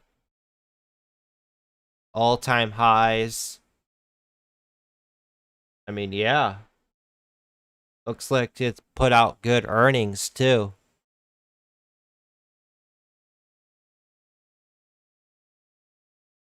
Your next big level for this would probably be $75. But just keep in mind, the longer these stocks they're around, the more volume it'll lose, because other things will pop up. With this now going into day 3 of its move, not many people have heard of this name, and it just had pretty much 2 green days in a row, pretty much. I don't know.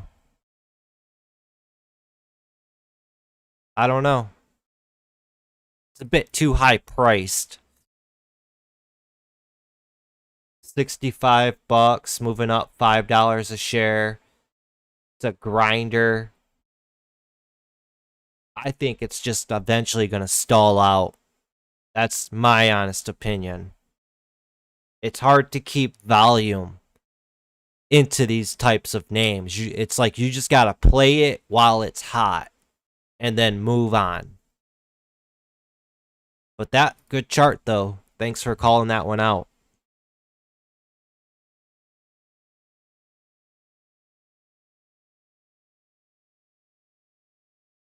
OPRT. No volume on it. You gotta be careful with names like this and no volume. My favorite saying in this type of scenario, all it takes is for one person to ruin it for everybody. So that one person who decides they want to sell 5,000, 10,000 shares, or an idiot who just market sells 5,000 shares, is just gonna ruin it for everybody, and this thing's gonna have a death candle all the way down. I'd stay far away from stuff like this. It's just too risky.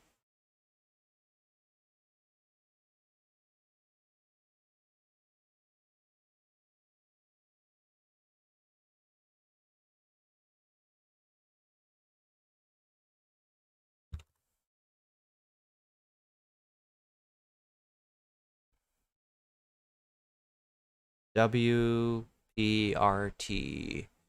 You got your 200-day moving average at $6.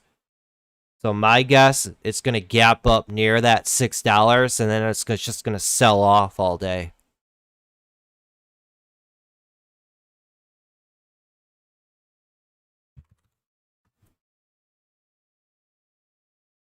MNST, nice bottom right there at $92.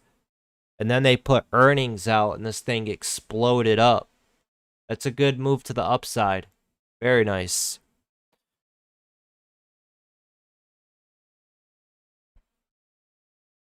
This would have been more of like a options type play.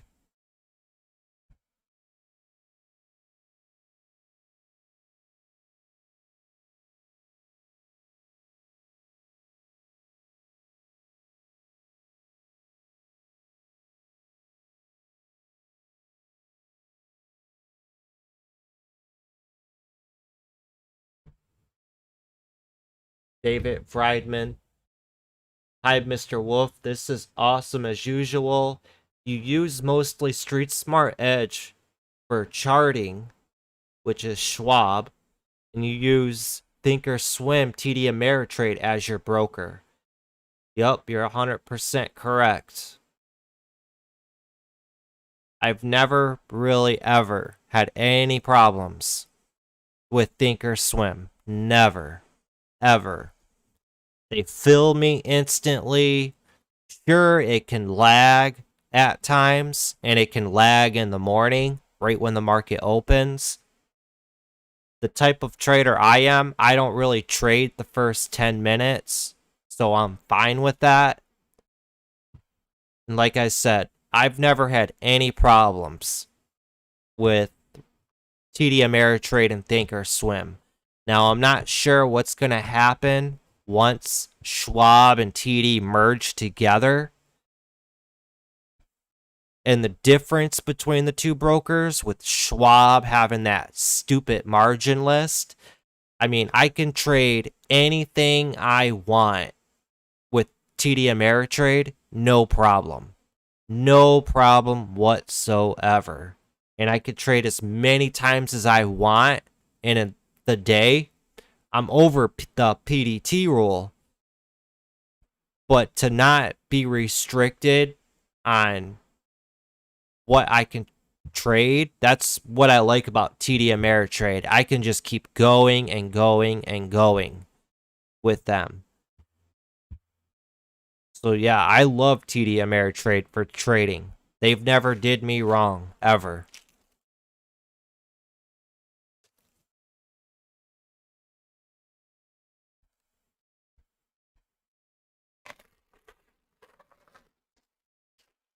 Give me 1 second, guys. I gotta go grab something real quick.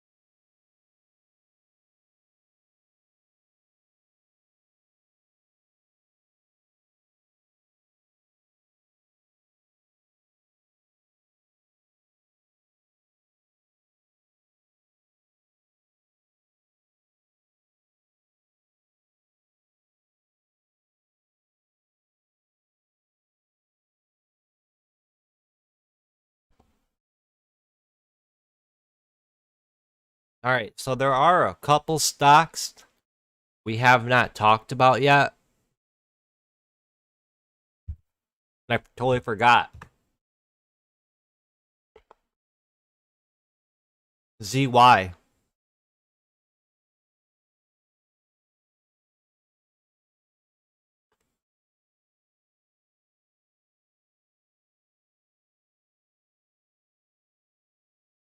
The float on it is a bit high at 91 million. See, this clearly had a big gap down. Gap down, got driven down pre-market. And when you zoom out, I mean, this thing did set up beautifully.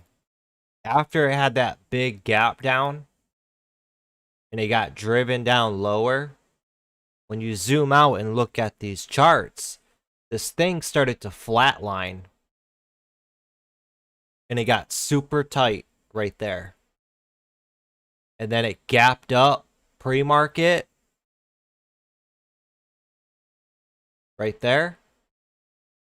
That's a good indication it's looking bullish. Things are looking good. And look what ended up happening. From $9, this thing ran to 15 bucks. When people wake up and they see that this is up on their gap scanners, and they pull it up and look back and say, whoa, this thing recently had a big gap down. It's bouncing. It's a dead cat bounce. It gets people excited. And look at all that volume that pumped into this. So it's like, in a way, guys, you have to visualize the potential before any of this even happens. So if you're waking up and it's up like gapping up like this, you have to visualize the potential at what this could do. That's where you guys start making that money. It's not about predicting what a stock's going to do. As long as you keep an open mind, take it in levels, and anticipate and plan out where can you see the stock going to the upside and the downside. What do you see it doing? That's what counts. And in chat, when I'm with you guys every day, every day, you guys see me call out plays before they even happen. And you get blown away like, bruh, how did you know that that stock was going to run up like that? You keep showing up every day, putting in that screen time, and you see these plays like this over and over and over again. And then you go back and you study and break down how the stock got from here to here. And you break it down candle by candle, time frame by time frame, put all the pieces together to tell the story. That's how you start making that money. For real, it's the honest truth. So with ZY having a good day here, Friday it pulled back all day. This could have a nice little momentum pop on it again. Most definitely could. So let's throw ZY up on the list. I think I got my cap locks on.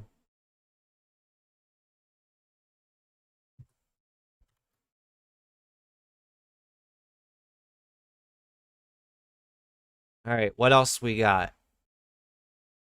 You know what took a turn for the worst? MOXC. Look at this thing just get destroyed. This thing was up at $29. Now it's all the way down to $9,850. Talk about a massacre.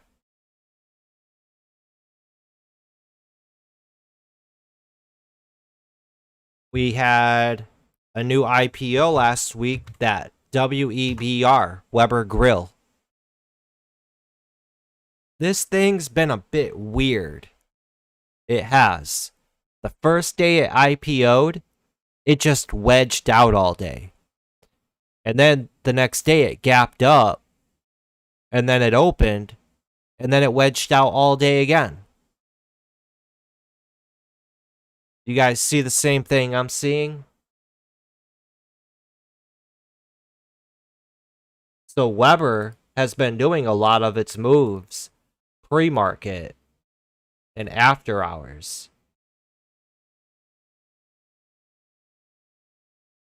You got your wedge here all day. Didn't do really much of anything. Gaps up, sells off, and then it wedges out again pretty much. So who knows what WEBR is going to do? Probably just going to fade off.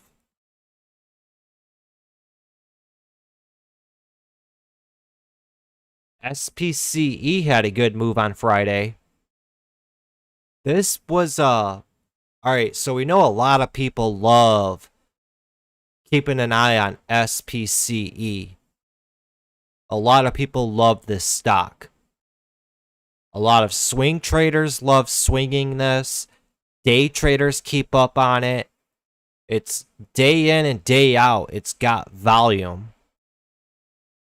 Friday, it had a good move from 31.50 all the way up to 35.50.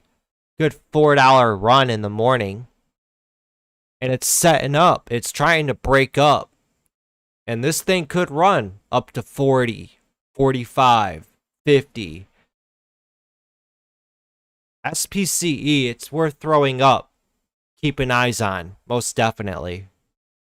Day in and day out, this thing has good volume.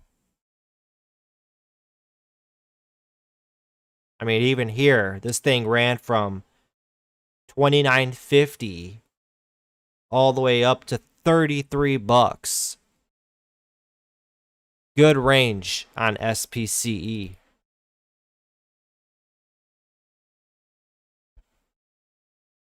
Yeah. This right here, to me, this is like textbook.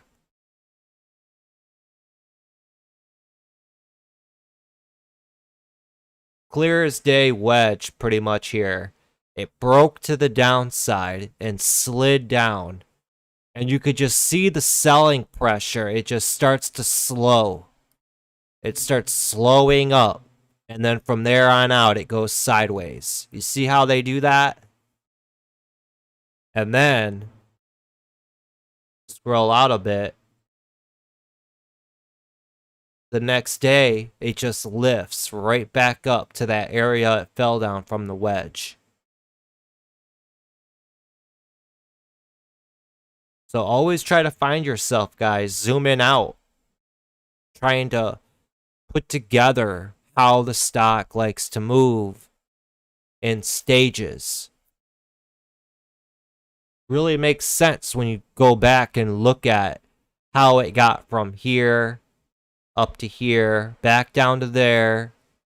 Just some stuff you can pick up on and patterns you can pick up and recognize.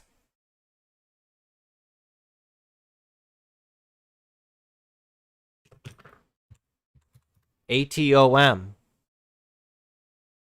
We've had this on watch for a few days. Last 3 days, it was green. This thing pushed from $17 all the way up to almost $24. Starting at this day right here. Good ramp from $18.50 all the way up to $22. I mean, that's epic. $3.50. And then the rest of the day goes from 22 to 20.50, 20.70. So a nice $1 range back and forth all day. The rest of the day from 22 to 21 right off that VWAP.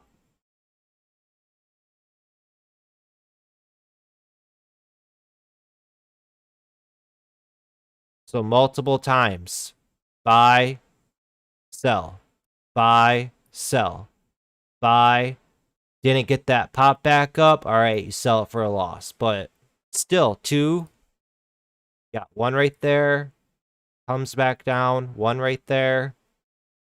Think of these stocks as if they're basketballs and they're dribbling out.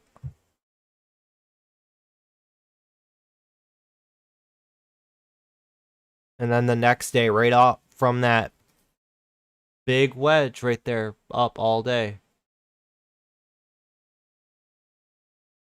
I'm going to throw ATOM on my weekly watch list just to see how this plays out. You never know. This thing could continue trending up and get that euphoria move to the upside.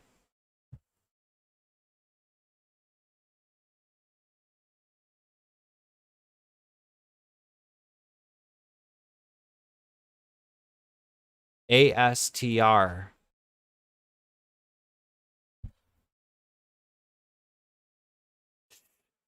Look at that on Wednesday. Come on. Look at that. 850 to 1150.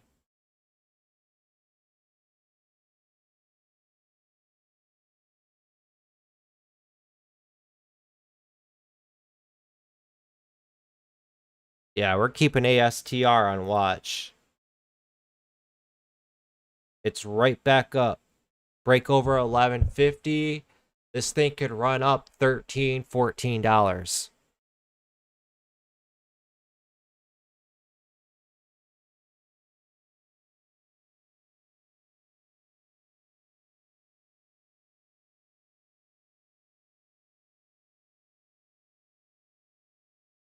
MBST. The newer IPO.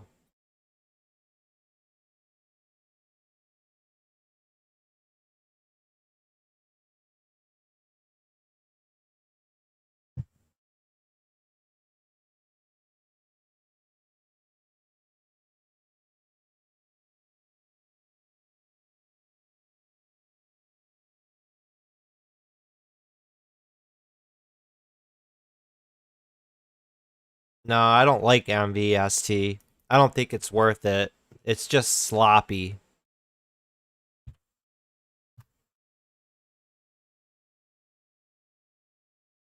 Yeah, Ramp had a good move.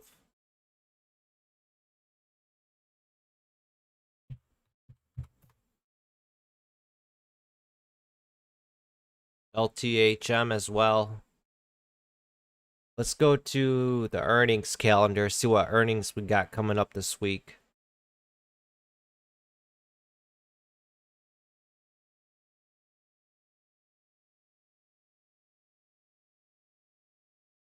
So we still got earnings season going on, but it's not as big as it was. Remember, we were seeing companies every day. Every day it was like 200 companies before the open, 300 companies after the close. So we're just getting out of earnings season.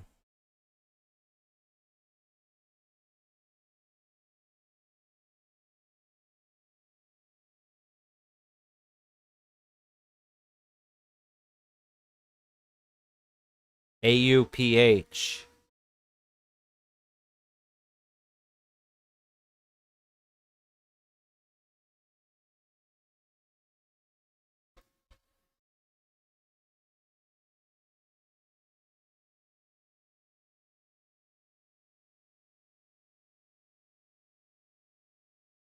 Man, this thing loves setting up.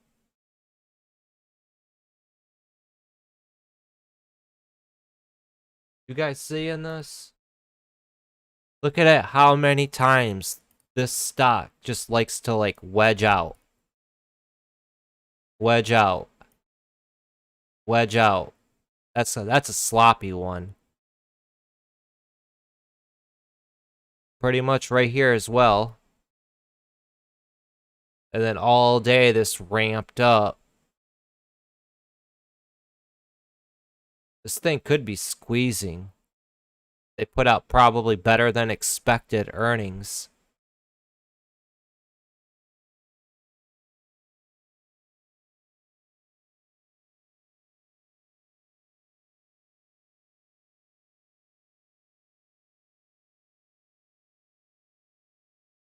$15 it could run up to.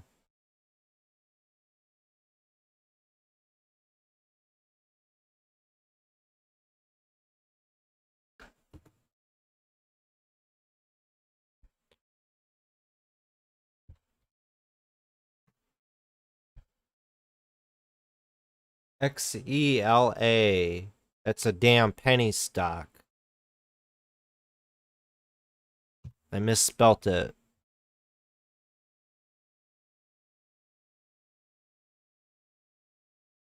Eh. Not much of a fan of it.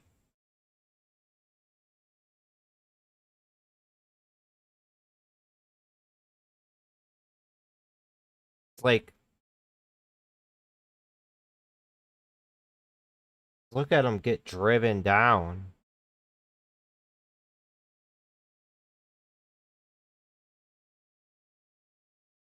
I'm just not into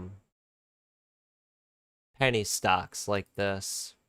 Even, no offense, that XELA, it's a barcode moving type stock.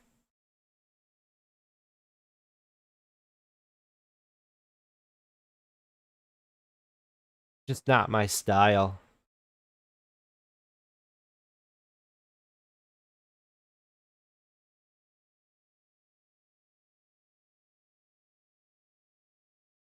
I'd much rather pay attention to stuff, like I've said before, that move dollars at a time. That's where I see a lot of good opportunity. And I can easily manage my risk because I don't have to really buy a boatload of shares. Remember, the more shares you have to buy, the more your risk increases.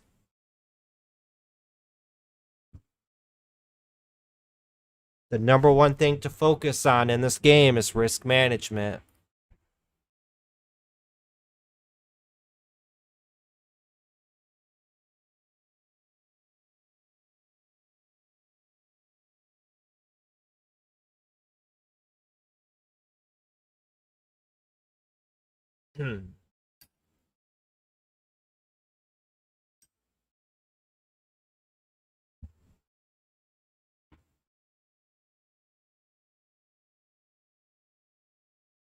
Yeah, that's another thing.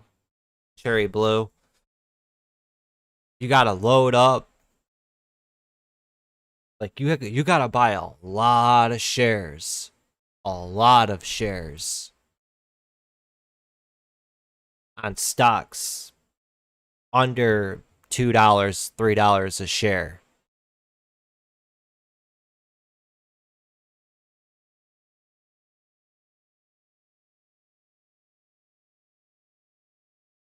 The lower priced a stock is, the lower it gets, the less volatile it's going to be.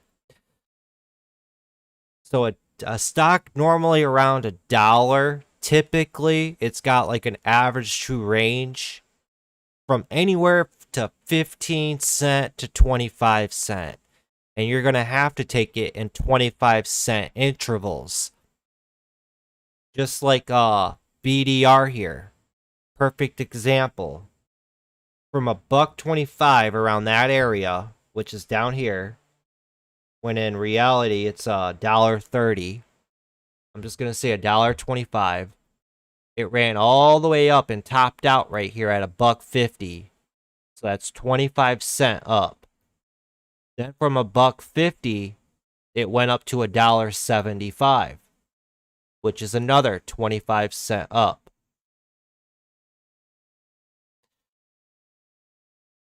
And to see how quickly these can crumble on you, you gotta sell when momentum's in your favor. Because look at how quickly they crumbled and fell apart.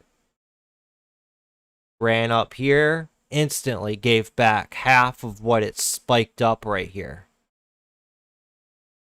And that's the hard thing as well. When you have such a low price stock like this, you have to extremely load up to buy a lot of shares to get good money. And then when you have a move like this to the upside, then you have all them people just unloading the supply back into the market. And we all know when you have more supply come back into the market, what's that do? That decreases the value. Does that make sense? That's why you have these extreme sell-offs like this. So many people are unloading their 100,000, 200,000 share. Because you don't need much money to trade these types of stocks. And it just looks more, people get attracted to the, wow, I can buy 150,000 shares of this $1 stock. And then they think, well, if it moves up $1, that's $150,000. When in reality, we never really see them stocks run up that much. It's always like 10 pennies or 15 pennies, you know?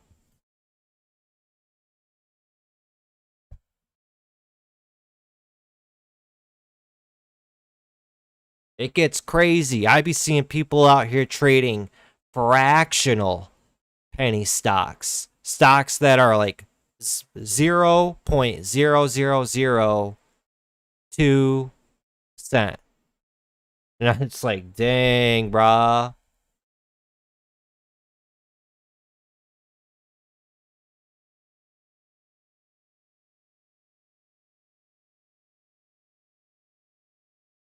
Something like this. Kind of. My penny stock chart doesn't go that low.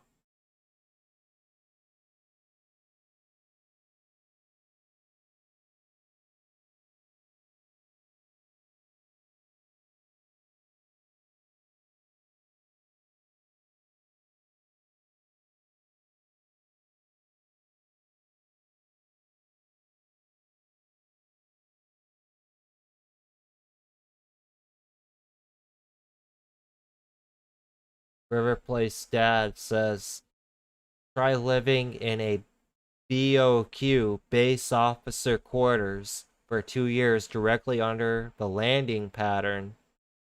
I will show you noise, or better yet, sleeping under the 3-wire on an aircraft carrier. Yeah, that would be insane, dude. I could only imagine how loud that is. I'd rumble your whole house, your whole body, rumble you out of bed. You wake up on the ground.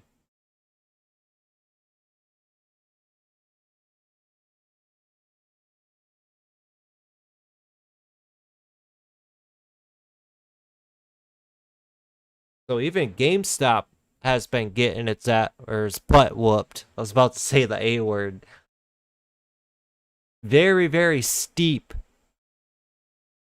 sell-offs on this. Very steep. That's what worries me about these meme stocks. I think that there's a lot of people freaking out and they're just panic selling. That's why we're seeing such extreme sell-offs like this, and why it's looking like it's peering off like that. There it is again, peering off. It's got extreme selling going on. People are jumping off the roller coaster. Ah!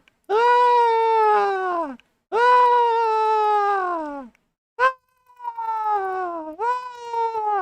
They're freaking out. And this is where everybody's at down here. They're all in a big pile. These are all the AMC. The Ape Army casualties. All down here. I listened to that guru on YouTube. He said, hold, hold.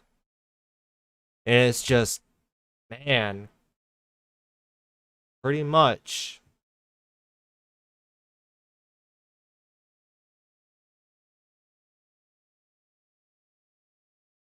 I do hope AMC comes back and does an epic squeeze just for the story. I just don't see Wall Street letting them win. I don't. And it just sucks. Like I said, the average Joe is going to be the one that gets hurt. And then that's going to create a whole new revolution that we've talked about. Everybody's going to get burnt and lose money on this. And then they're going to have that belief the stock market is rigged. You're going to lose all your money. And it's like, dude, you've invested on a lottery ticket. I mean, same thing happened with, let's see what that one coin is. What's that one? Dogecoin? I don't even know how to spell it. DOGE?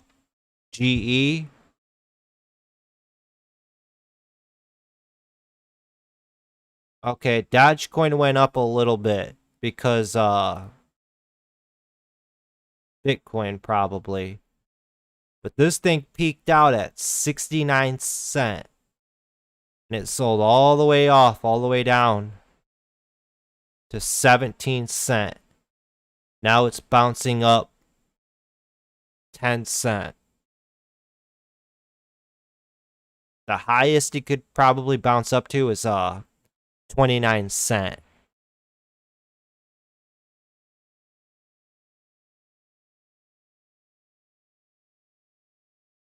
That's crazy. Volume 7.3 billion.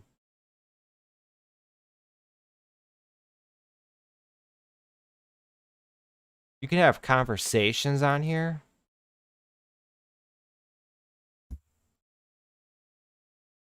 Dogecoin rising without an Ellen tweet is a very good sign. This is nothing compared to where the price will be when the Flare network goes live in September and Dodge is one of their coins to get the smart contract ability. Get your moon boots and O2. Gonna be serious competition to do ADA, DOT, or ETH.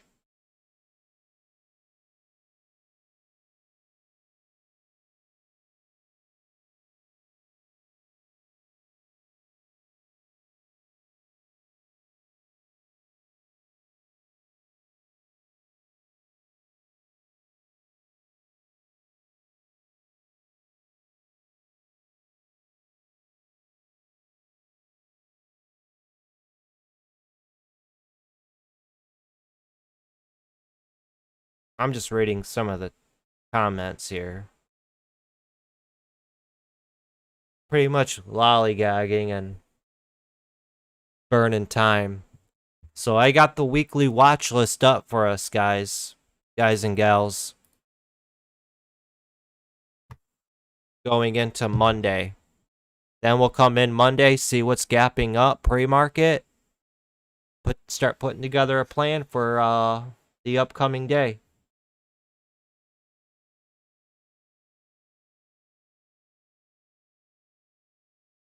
I have no beef or no hate with cryptocurrency or Dogecoin. I don't even trade it.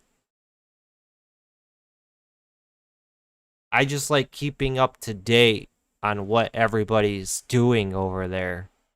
Seeing what they're saying, talking about. You'll notice the longer you're in this game and you pay attention and see what a lot of people comment and talk about. A lot of people emotionally marry into what they're invested in. And that's the truth. And you can't do that. You can't get married into the company. You're not a owner of that cryptocurrency or that stock. You're just trading it. Or if you're a bag holder, yeah, you're a long-term investor now. And even a lot of people, they go into trades. They say they're going to be a day trader and then they hold a bag. One of my favorite sayings is, well, congratulations, you are now officially a bag holder, a long-term investor. They turn into long-term investors without even realizing it when they hold those bags.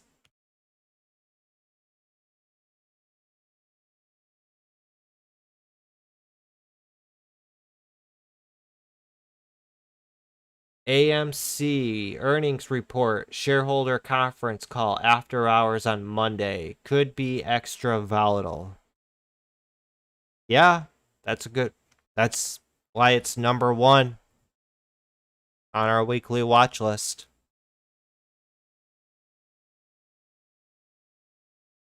I don't think AMC puts out good earnings because we're going into a world where nobody wants to go to the movies no more.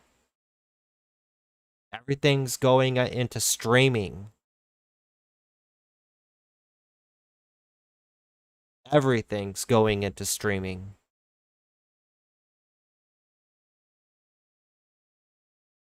But you never know how the stock is going to react to that earnings. They could come out with garbage earnings and the stock rip and surge up. We've seen it happen before.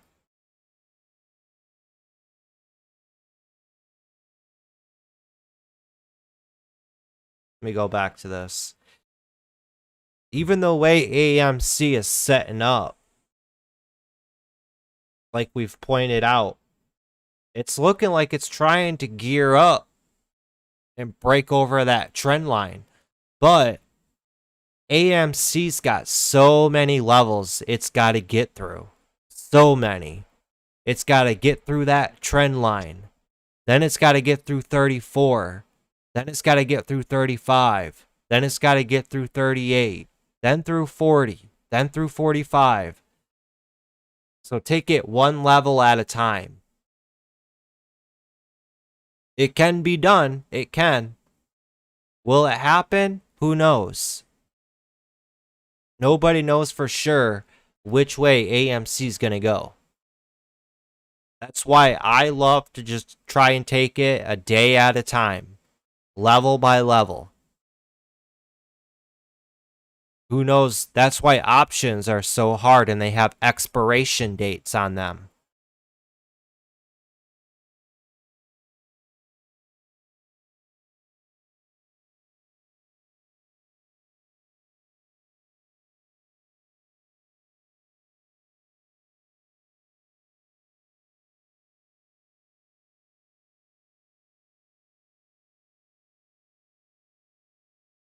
Yeah, because we've seen last week a lot of those YouTube channels, the guys that stream AMC all day. Have you guys seen how many people are watching them guys live every day? They got stupid numbers up there. I think there was like 8,000 people watching one guy on Friday. And we had the comments up and everybody was commenting, hang in there, hang on, I'm buying more, I'm loading up, I'm buying more. This is an opportunity to buy more. I'm like, dang, these guys are crazy.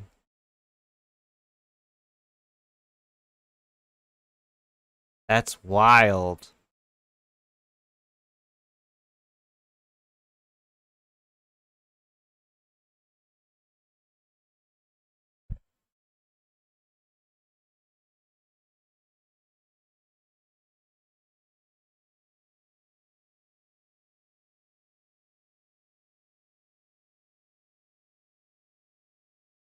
But yeah, that's the weekly watch list right there, guys.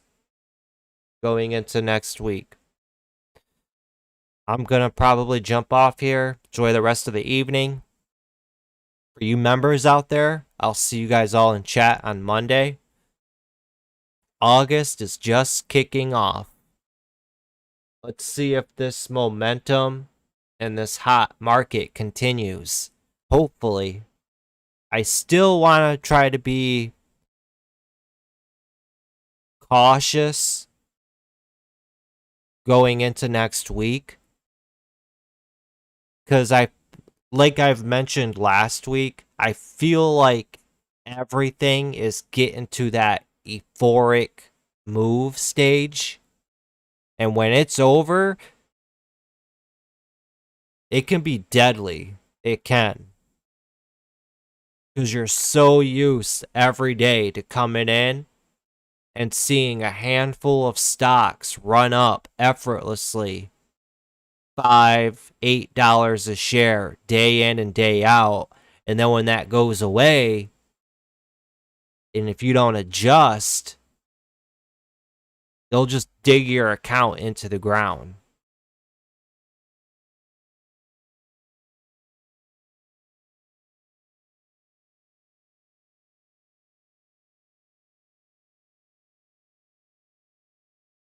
Same thing with our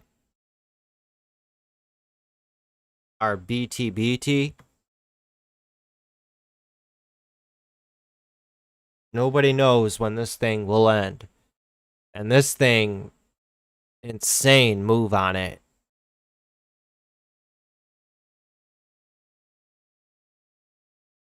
Just take it a day at a time, guys. All right, thanks guys for joining me this afternoon. If you're new to the channel, hit that subscribe button.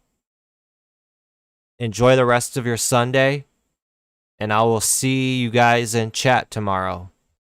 If you guys want to join up the Discord, there should be a link down in the video description. Feel free to join the Trading Learning 101 Discord, just like Steve Stroker. He's the new guy in here.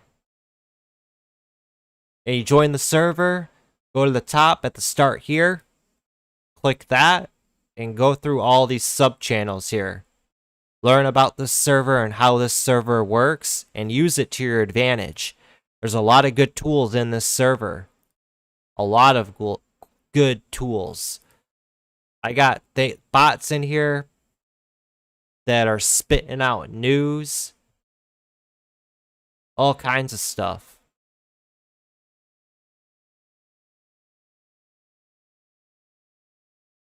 Book recommendations, audiobooks, chart patterns, candlesticks.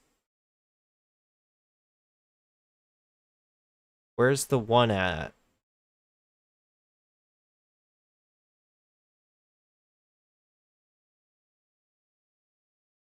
Here's the Twitter newsfeed. So there's this bot. It's spitting out all the financial news in this channel. And then I also have a Twitter feed. There's all kinds of posts in here from Twitter from other traders in the market.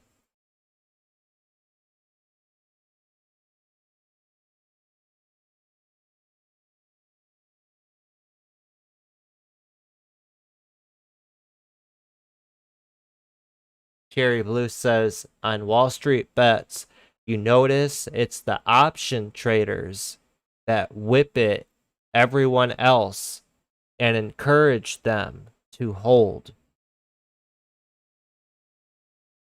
They got that time expiration approaching.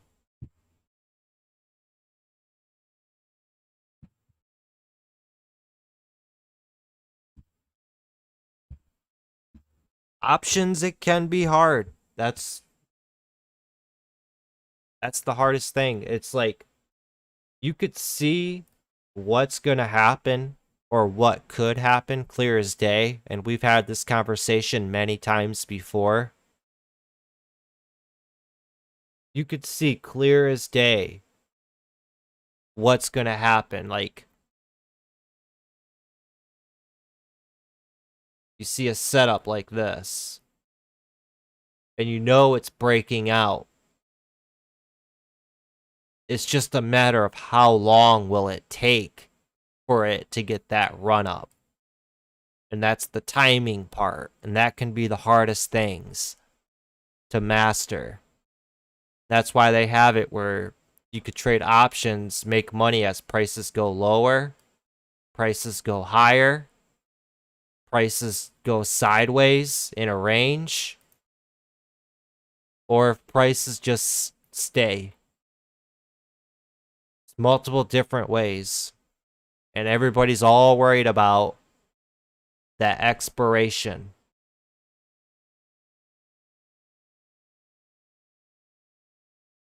The date that option expires.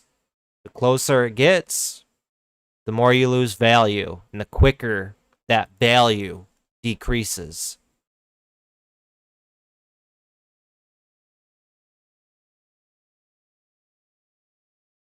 All right, guys. Enjoy the rest of your Sunday. Be easy. Relax. Reset that mind. And again, I'll see you guys all in chat in the morning. As I always say, have that patience. Have that discipline. Study, study, study. And if you're new to the channel, hit that subscribe button. Later, guys.